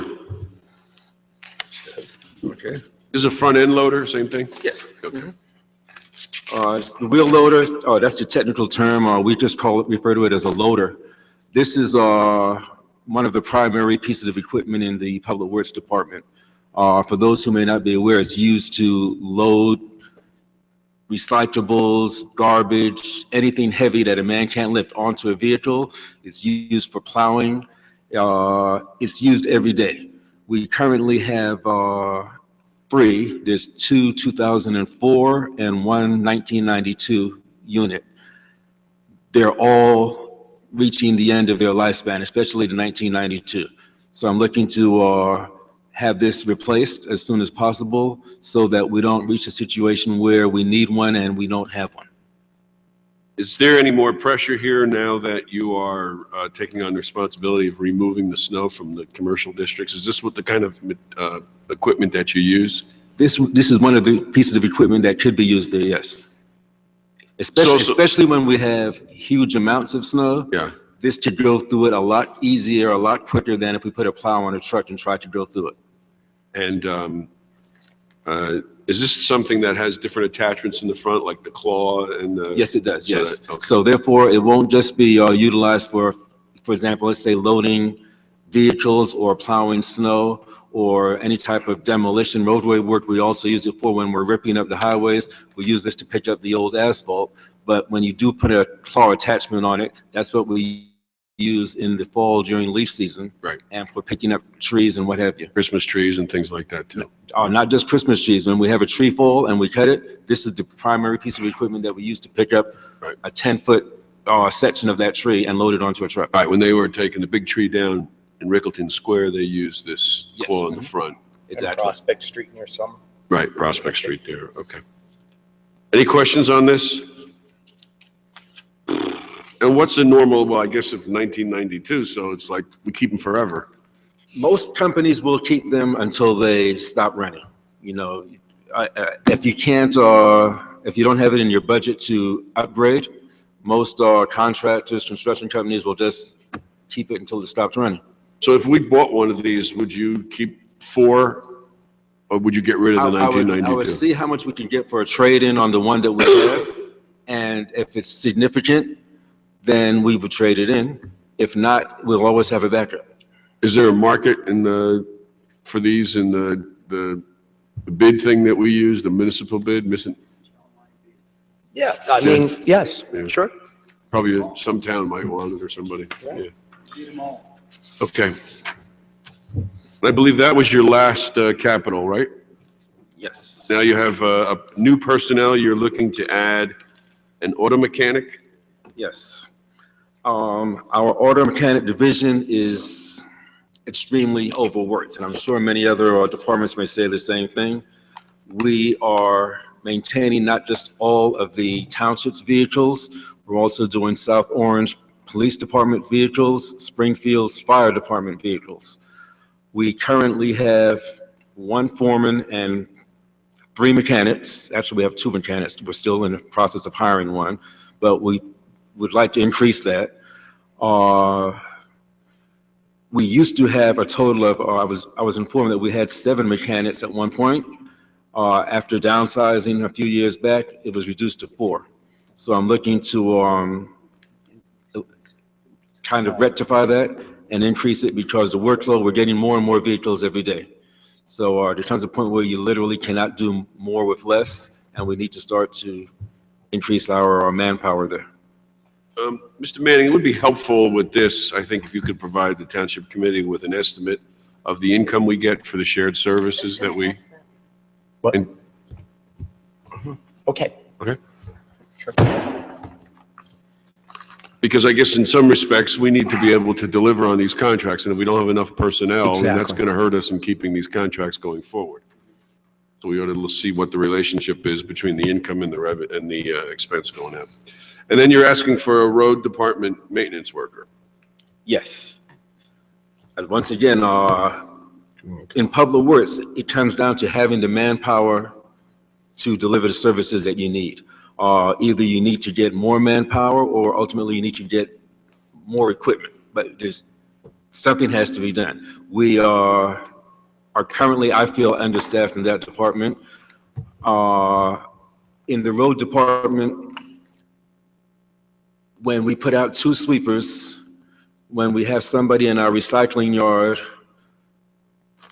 that only leaves us with 3 guys to do whatever else. So that could mean that we have 3 men to do potholes,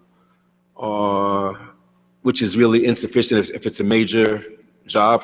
Last year when we did Elmwood Avenue, at one point we had about 4 to 5 men on that.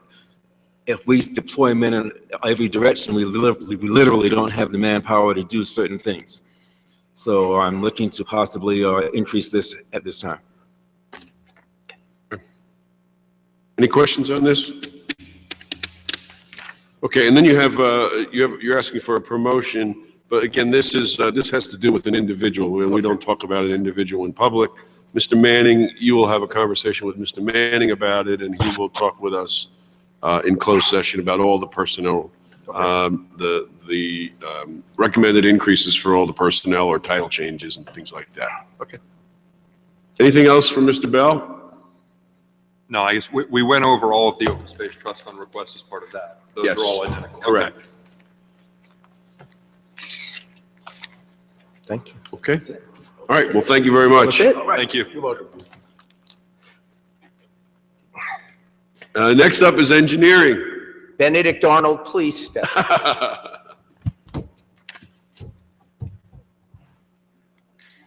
Maybe we could offer him a job.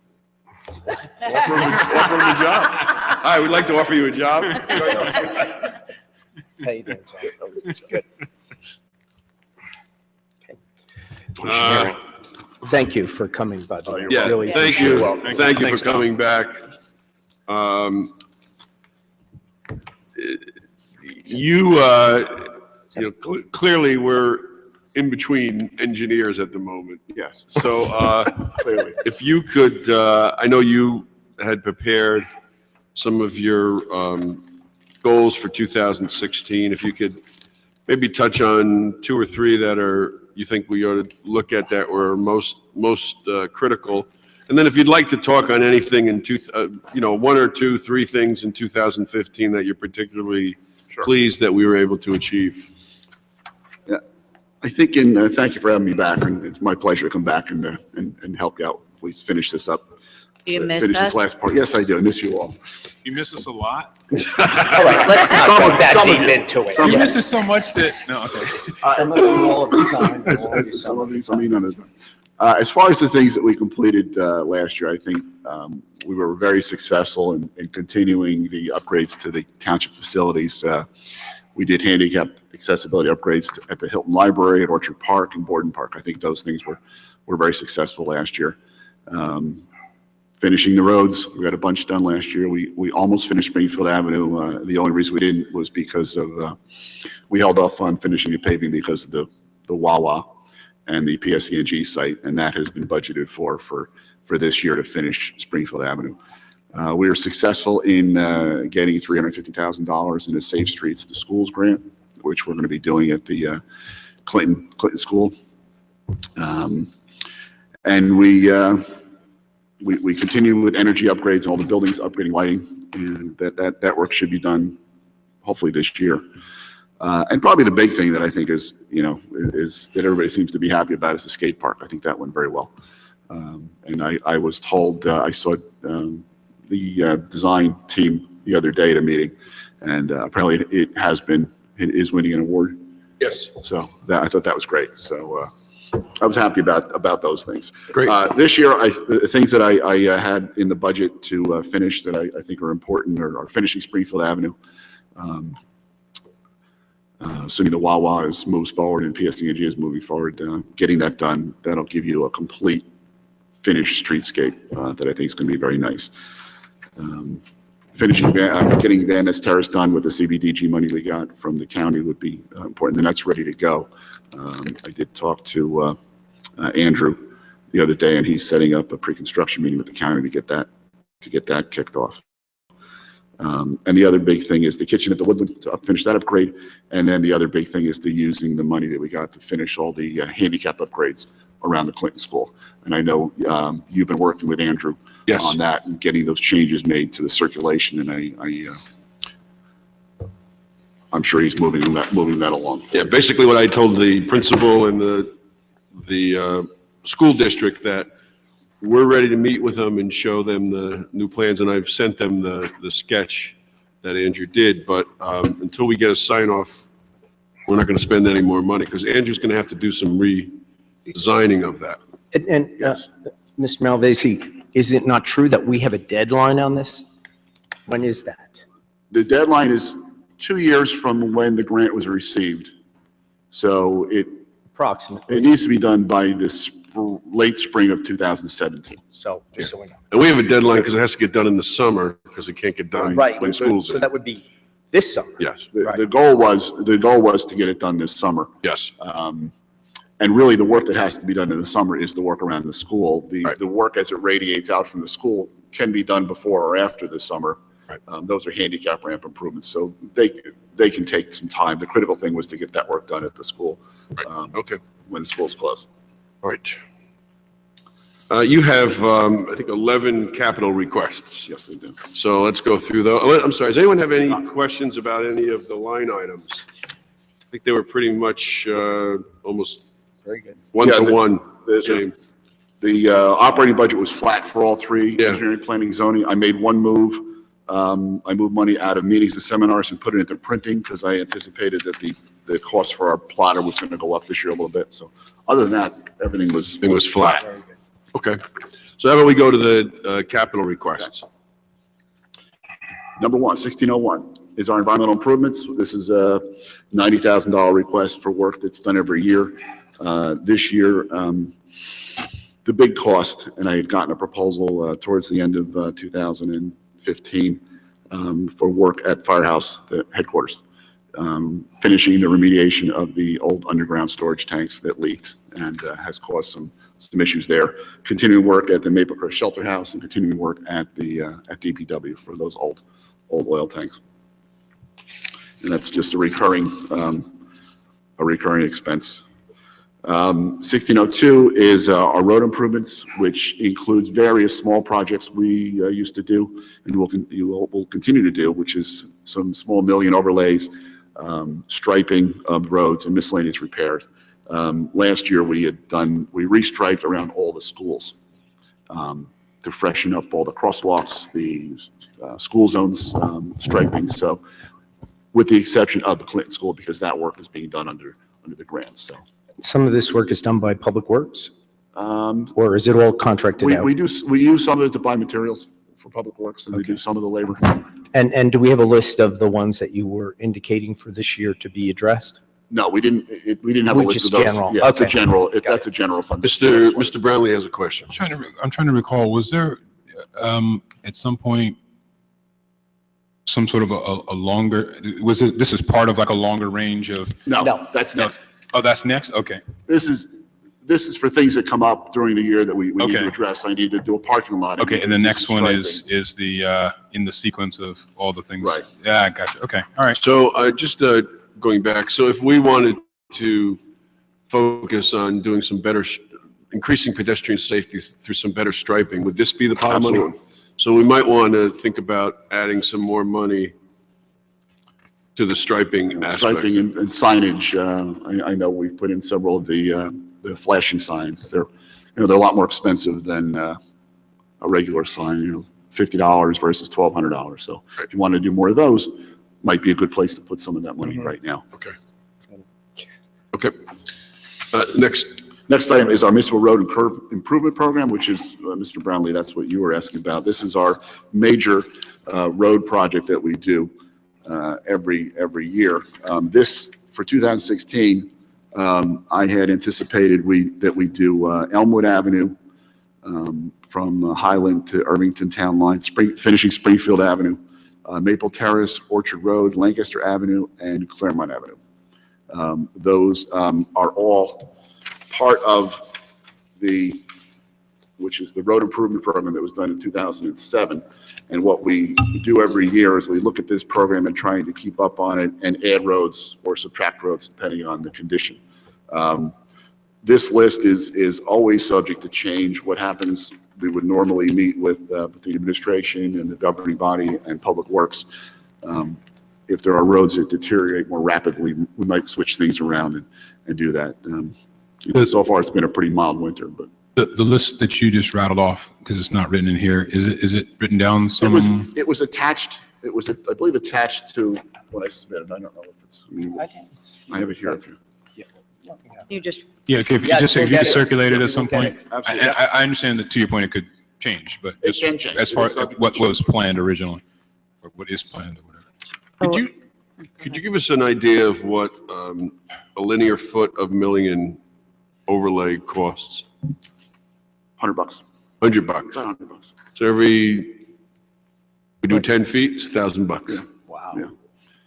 And as part of that. Oh, me. No. And it, depends on the cost of blacktop, which is coming down. I heard it was quite low. Somebody got a bid the other day. It was quite low. And then we also, as part of that, when we do the roads, we also do the handicap ramps at all the intersections to bring Say them that up. again? You We do do the the handicap ramps at all the intersections to bring them into compliance.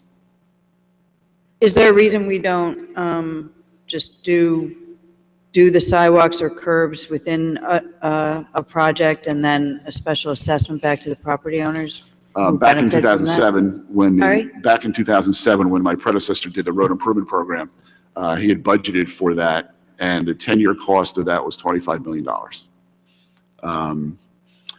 Historically, the engineering department has gotten $1 million a year. So it doesn't cover the cost of curbs and sidewalks. As far as the special assessment, that would be a governing body decision. Right. It was, and it was decided to eliminate the special assessment board, which was put together, meaning squashing any attempts to do that. I don't think we've done that. We did it off of South Pearson. No. One of the roads there, we I did think some. Alden was that, it was done that way. I think. No, Walden was not. They were. Not Walden. It's over there off of South Pearson. We did some, yeah. I think we should look it up because I don't think we haven't had an assessment in at least 11 years. At least 11 years. Well, that may be possible. That And, may- and when we And what's the discussed it. logic? What? What's the reason for that?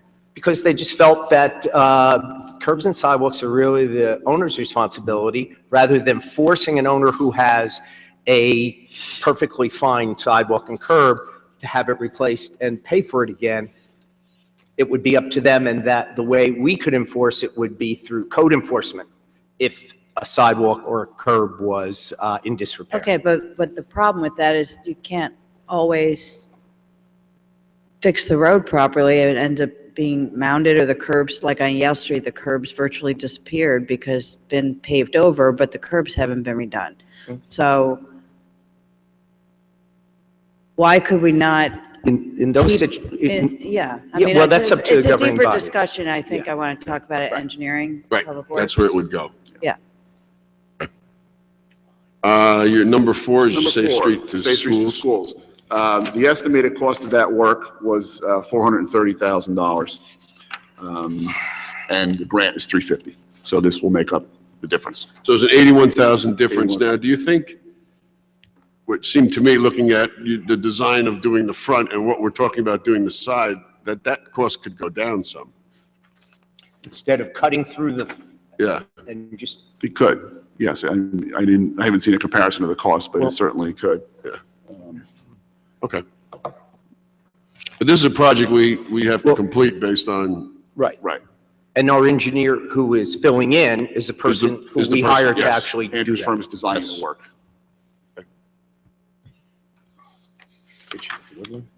Number 5, the kitchen at the Woodland. We were unsuccessful last year in getting that done. The costs to convert that to a commercial kitchen were much higher than we thought. So our bids came in the range of $160,000 to do that work. I was working with the architect. He's currently modifying the design to cut some costs a little bit. But we're still feeling it's going to be in the range of $150,000, $160,000. So I had asked for another $100,000 to add to the 70 to get that done in 2016.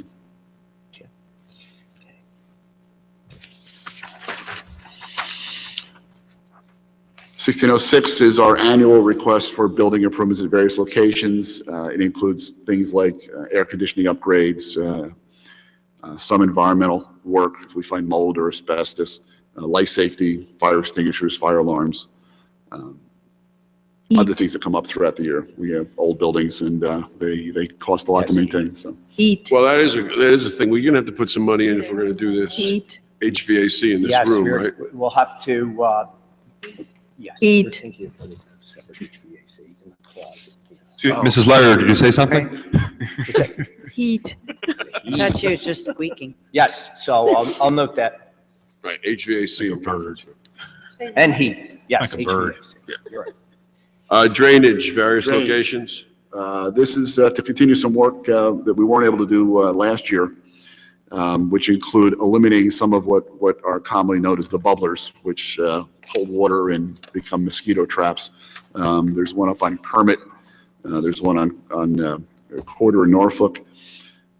There's a problem on Revere and Concord that I had been pointing out last year. There's also a problem in Franklin with some water that accumulates along the curbs. These are projects that we've done over the past years to eliminate icing is really the major thrust of this. Is as it gets cold, the water builds up and goes out to the center of the ruts. We're trying to get that water out and into the system. So I think so far it's been very successful. Remember we talked about Lombardi and Burnett too. In Lombardi and Burnett, yes. You would put that on your list, Mr. Manning. Where's the water coming from? This guy. Rain. No, where's the water Where coming? does water come from? Sometimes rain, some pumps, roof drains. Some pumps, right. Sometimes some pumps. Lombardi at Burnett, that little corner there. Yeah. Thank you for reminding me. That was one of the things that we were going to do. That's supposed to go into this, they shouldn't be. I don't know. And we encourage people to put that in the storm system when they can, but they can't always. There's not always storm systems in front of their houses. Parker Avenue, 1608. We applied for a DOT grant to pave Parker Avenue. Historically, the township gets between $250,000 and $260,000. We estimated the work to be $360,000, so this is a request to make up the difference between the anticipated funding and what's necessary. And this will be from Boyden Avenue to the Irvington Town Line. And the reason we chose that section was because the section from Boyden going east, west, thank you. We're redoing all the handicap ramps under the Safe Streets to Schools program. So the anticipation would be that in 2016, you will apply for the remaining grant to pave the rest of it in 2017. So by the end of 2017, Parker from Prospect to Irvington Town Line should be all repaved and have all new ramps. This is also ties into our effort to improve the Irvington Avenue shopping district too. Yes. So that might, be a nice piece that works with that and complements that. Great. 1609 is a request to improve the parking lot here at Town Hall. The parking lot obviously needs some striping and paving. The handicapped accessibility ramps are not up to code.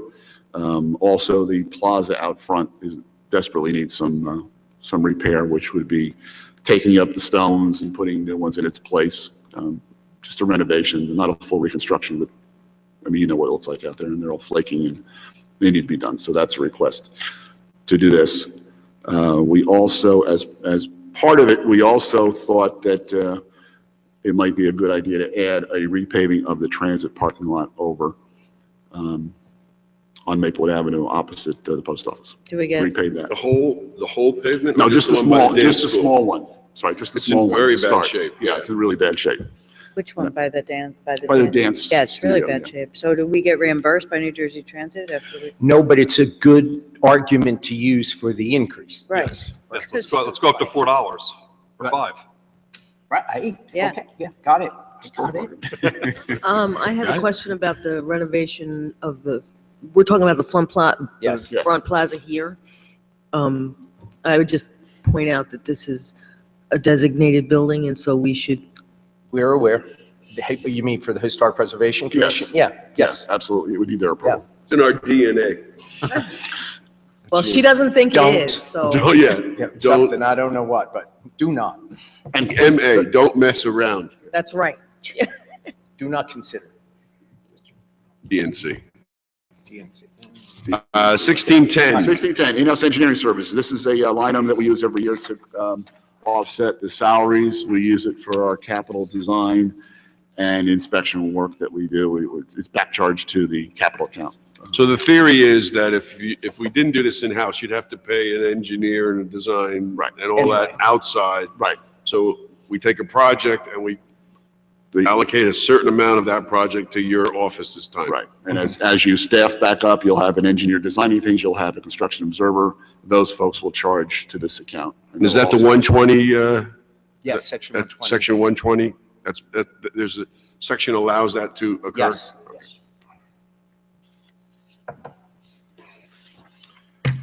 1611 is a request to upgrade the GIS database.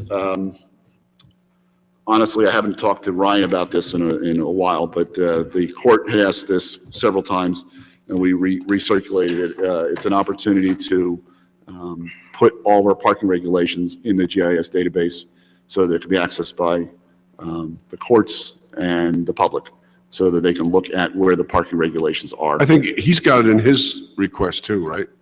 No. I don't He did? think so. He gave up. Oh, he gave Oh, he gave it, that was last year he did it? Yeah. Yeah, It he was had it last for year, 2 yes. years in a row. He gave up this year, Tom seemed to. Oh, okay. Yeah, we didn't coordinate. Transferred it. We didn't Okay. coordinate, Got so I put it back in. So All right. that's up to you, obviously. So is there anything else? You sure you don't want a job? He's got a job. Yeah, no, another job, a different job, okay. Well, anything for Mr. Malavasi? How's Hudson County? What's that? How's Hudson County? Good. Yeah? But not as good as us, right? Not as good as here. Yeah, okay. Never. So thank you very much for Thank you. coming and doing this. Thank you. If I didn't say it before, thank you for the opportunity to work with all of you. It was a pleasure. Thank you. It was a Thank pleasure. you. And I think I've got a couple other little things I may need to do for you, so I'll be around a little bit. Okay. Still, but. Great, thank you for giving up your Saturday time. That's okay. No problem. Bringing your wife with you, that's even. Well, we're going terrific. out to dinner, so. Oh, very nice. It looks like you're going out. Very good. Oh, You you go to want us to do Lorena? this every Saturday, so you get to go out to dinner?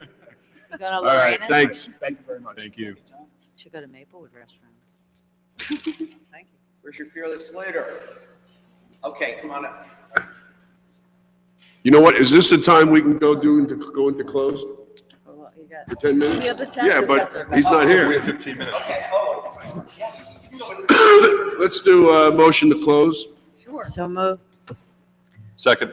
No, wait, we got, Ms. Fritz's got to Whereas read. Section 80 Open Public Meetings Act, Chapter 231, 1975 permits exclusion of the public from a meeting in certain circumstances. Whereas this public body's opinion at such circumstances presently exists, now therefore be resolved by the Township Committee, Township of Maplewood County of Essex State of New Jersey as follows. The public shall be excluded from discussion upon the here and action upon this here unspecified subject matter, general nature to be discussed as follows. Personnel. It's anticipated this time will be made public. This resolution shall take effect immediately. So moved. Ms. Adams? Yes. Mr. Brownlee? Yes. Mr. Flower? Yes. Mr. Lembrecht? Yes. Mayor DeLuca? That was a Yes, thank you. 49. so. Thank you.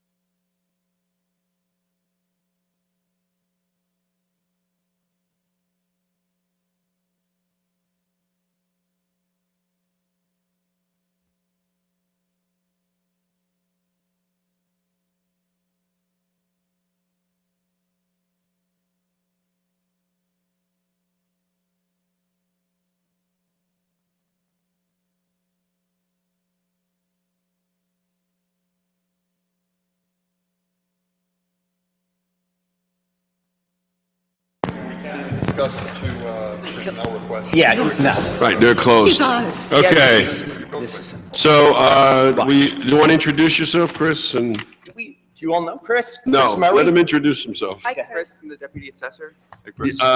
Move the microphone as close as possible to yourself.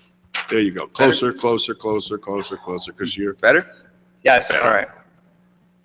Where are we? Okay, so we have, we've received your requests. Yeah. Is there anything here that you, looks like everything is pretty much the same as last year? Yes, that's correct. Is there anything that we have to increase because of the reassessment this year or not? Or is that covered through a different way? Well, the thing is, they have a line for reassessment, but that's, we're going to do that through a special emergency, so we get to pay it back.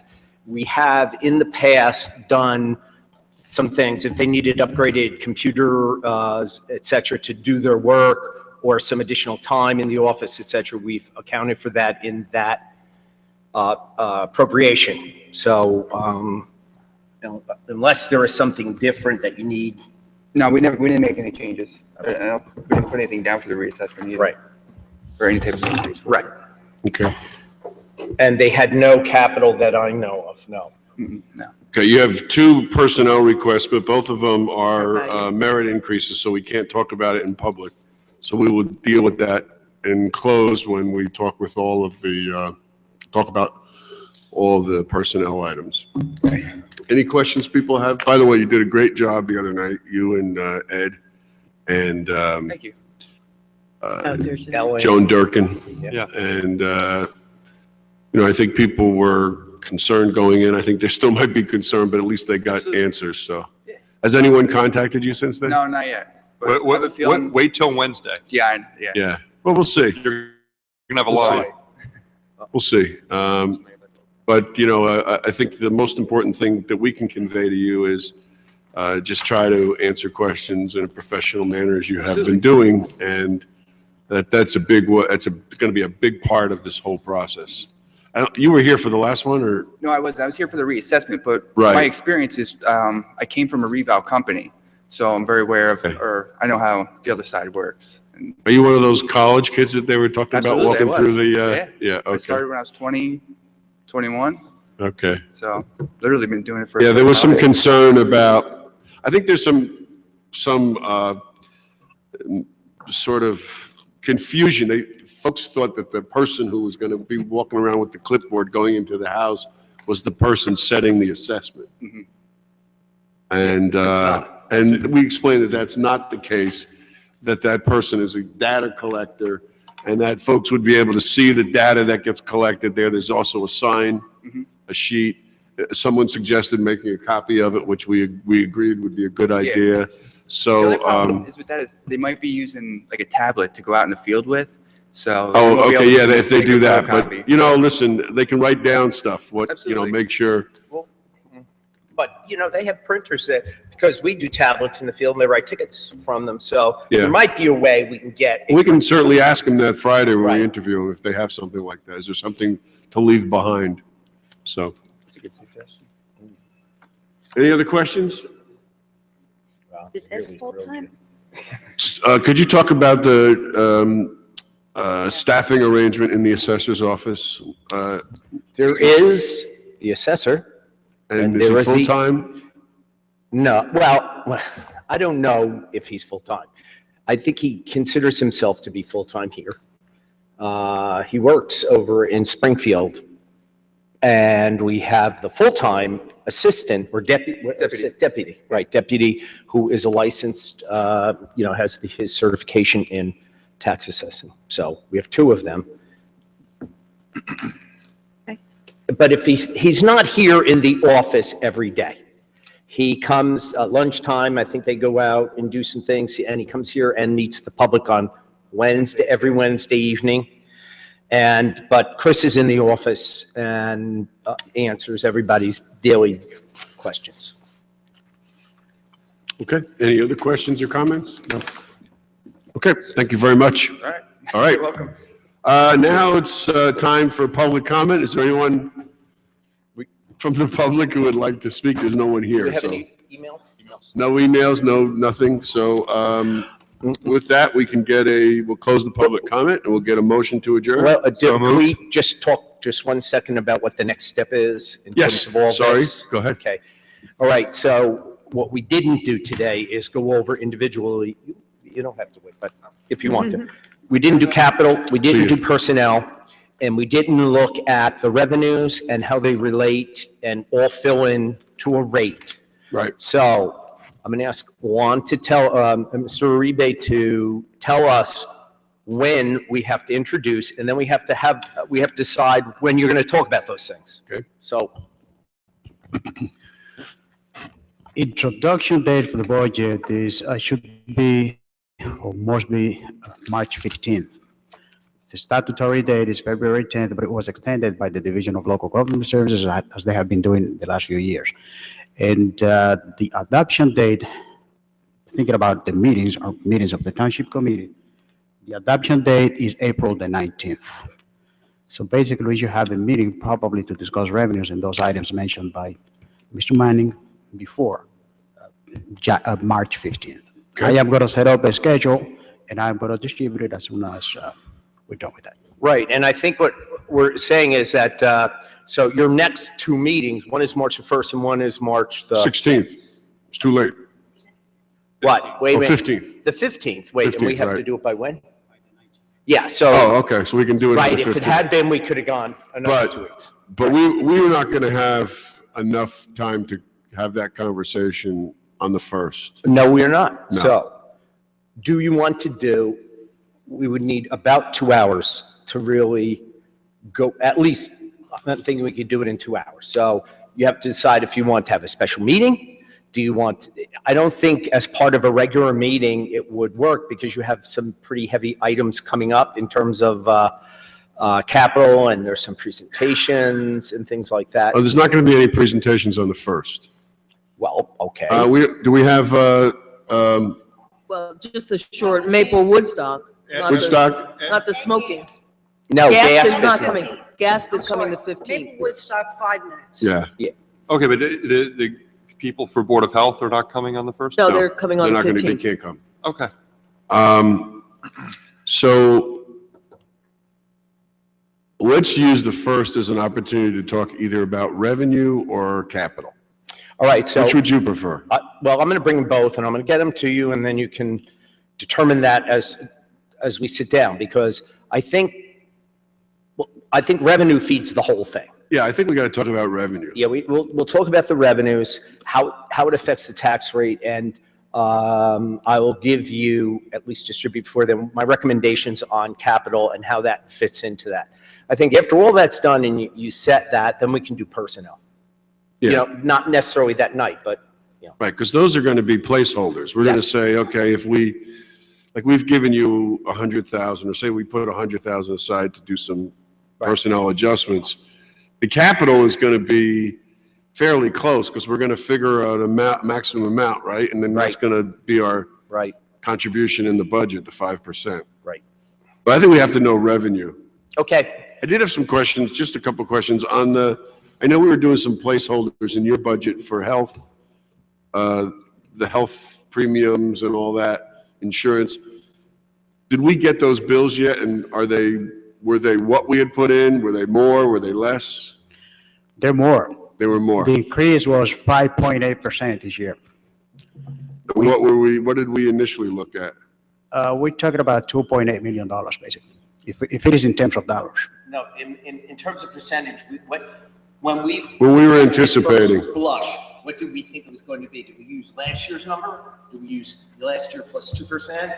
We used last year plus the 5.8%. Oh, so we should be okay. What you We put should in be there. okay. We're not going to have any surprises. I guess I'm asking. No, the figures that you already have in this preliminary budget, that's it. Those are the right figures. Those are the right figures. The only figures that are estimates still are GIF pay premiums, which we should have. They said they mailed them last week. I haven't seen them, but. And the state aid. What? The state aid. Well, state aid, you should assume is going to be flat. So That's what they said, yeah. Yeah. That's what the Mr. Richmond from Department of Community Affairs said it'll be flat. Yeah. Okay, so let's talk about revenue and you'll have the capital too, and we'll talk about revenue on the first. Right. If we need another session though to really go through this and decide what we want to do. Right. So we are going to need, but if you do that part, the next session won't be as long or as. Right. So we're going to need a Saturday in March to hammer out the budget. I think there's only one, right? One or two left. Oh, I don't know. So Saturday 5th or the 12th? Oh, okay. You got the 5th and the 12th. So if you could all look at your calendars when you get a chance and let me know what's best. 12. Okay. Got one. 12th is fine for me. That's two. Nancy. I can also do the 5th, either one. Nancy. Oh, I'm sorry. I didn't see. Well, What have we got so far? All right. So far, there's 3 12s. I think I'm okay. Not good for me. The 12th? Sure. Do we need him? But he's got historic, he's got good on the 5th institutional also. knowledge. What? I'm good on the 5th also. I feel like Fifth? I'm missing You're not good on the 5th, right? Let me ask you, can I we do may it have in a the conflict. afternoon? I may Well, we have can a do it conflict. anytime you want. I may have a conflict, but obviously if it's But the I could- 5th, it'll be the 5th. I could do it on the 12th in the afternoon. Wait, Fine with March. that. Oh, I'm in February. 12th in the afternoon. What time in the I'm afternoon? fine. Oh, jeez. Yeah, okay. How late are we talking? Can we do it at noon? Did you Noon say would be, two? no, noon would be tough. 1 o'clock I could do. Okay. And how many hours do you expect? 3 or 4? What were you thinking of Two. doing it? 2. Oh, then. Oh, 2. Yeah, okay. 2 hours? Yeah. The 12th? what's On that, the 12th? The 12th. It's a 2 Saturday. o'clock? 12, 1 o'clock. 1 o'clock? 1 o'clock. 1 o'clock to 3 o'clock. Yes? Yep. And he knows. Okay, that's it. That better not be a weekend on trial. You have the New Jersey Future Conference the day before. I can. That's the 11th. So, all right. Some 1 of you, o'clock on the 12th. some of you are meeting this week on Tuesday at Yes. 7:30 Yes, Yes. here. yes. Okay. For the men. Firefighter interviews. When do we Yes. get stuff for that? Firefighter. It You was got emailed it. to you Got some Friday. stuff. Oh, I forwarded to you on Friday. the Got some email. stuff. This Wait, must have been wait, after wait. 3 p.m. No. when you Wasn't it did the just- other stuff. You only have Wasn't it just 3. names of people? what? We got Tuesday question- night. We got Yes, names and that's questions. okay. We got names and questions. We didn't get, we got names and questions. Yes, you got names and questions, that's all you got? Because you're Yes. supposed to have given like Names a and- little biography. Names No, and addresses, that names, was it. addresses, Right. and All questions. right, all right. All right. Well, I'll ask him, we need to ask him to elaborate. You only got a couple little things about each one, like if they were an EMT. A couple of them were. There were a couple of 33. lines, to be Yeah. honest, I don't remember what was underneath it. It was more than just a literal name. It was like 3 or 4 lines, You not like to see, sentences. you Like, would like to see a resume. Well, I don't know. if they have- I'm just saying, this is what we got. Okay. Anything? Second? Or give it to him? You don't want it? No, I have it now that it's on my computer.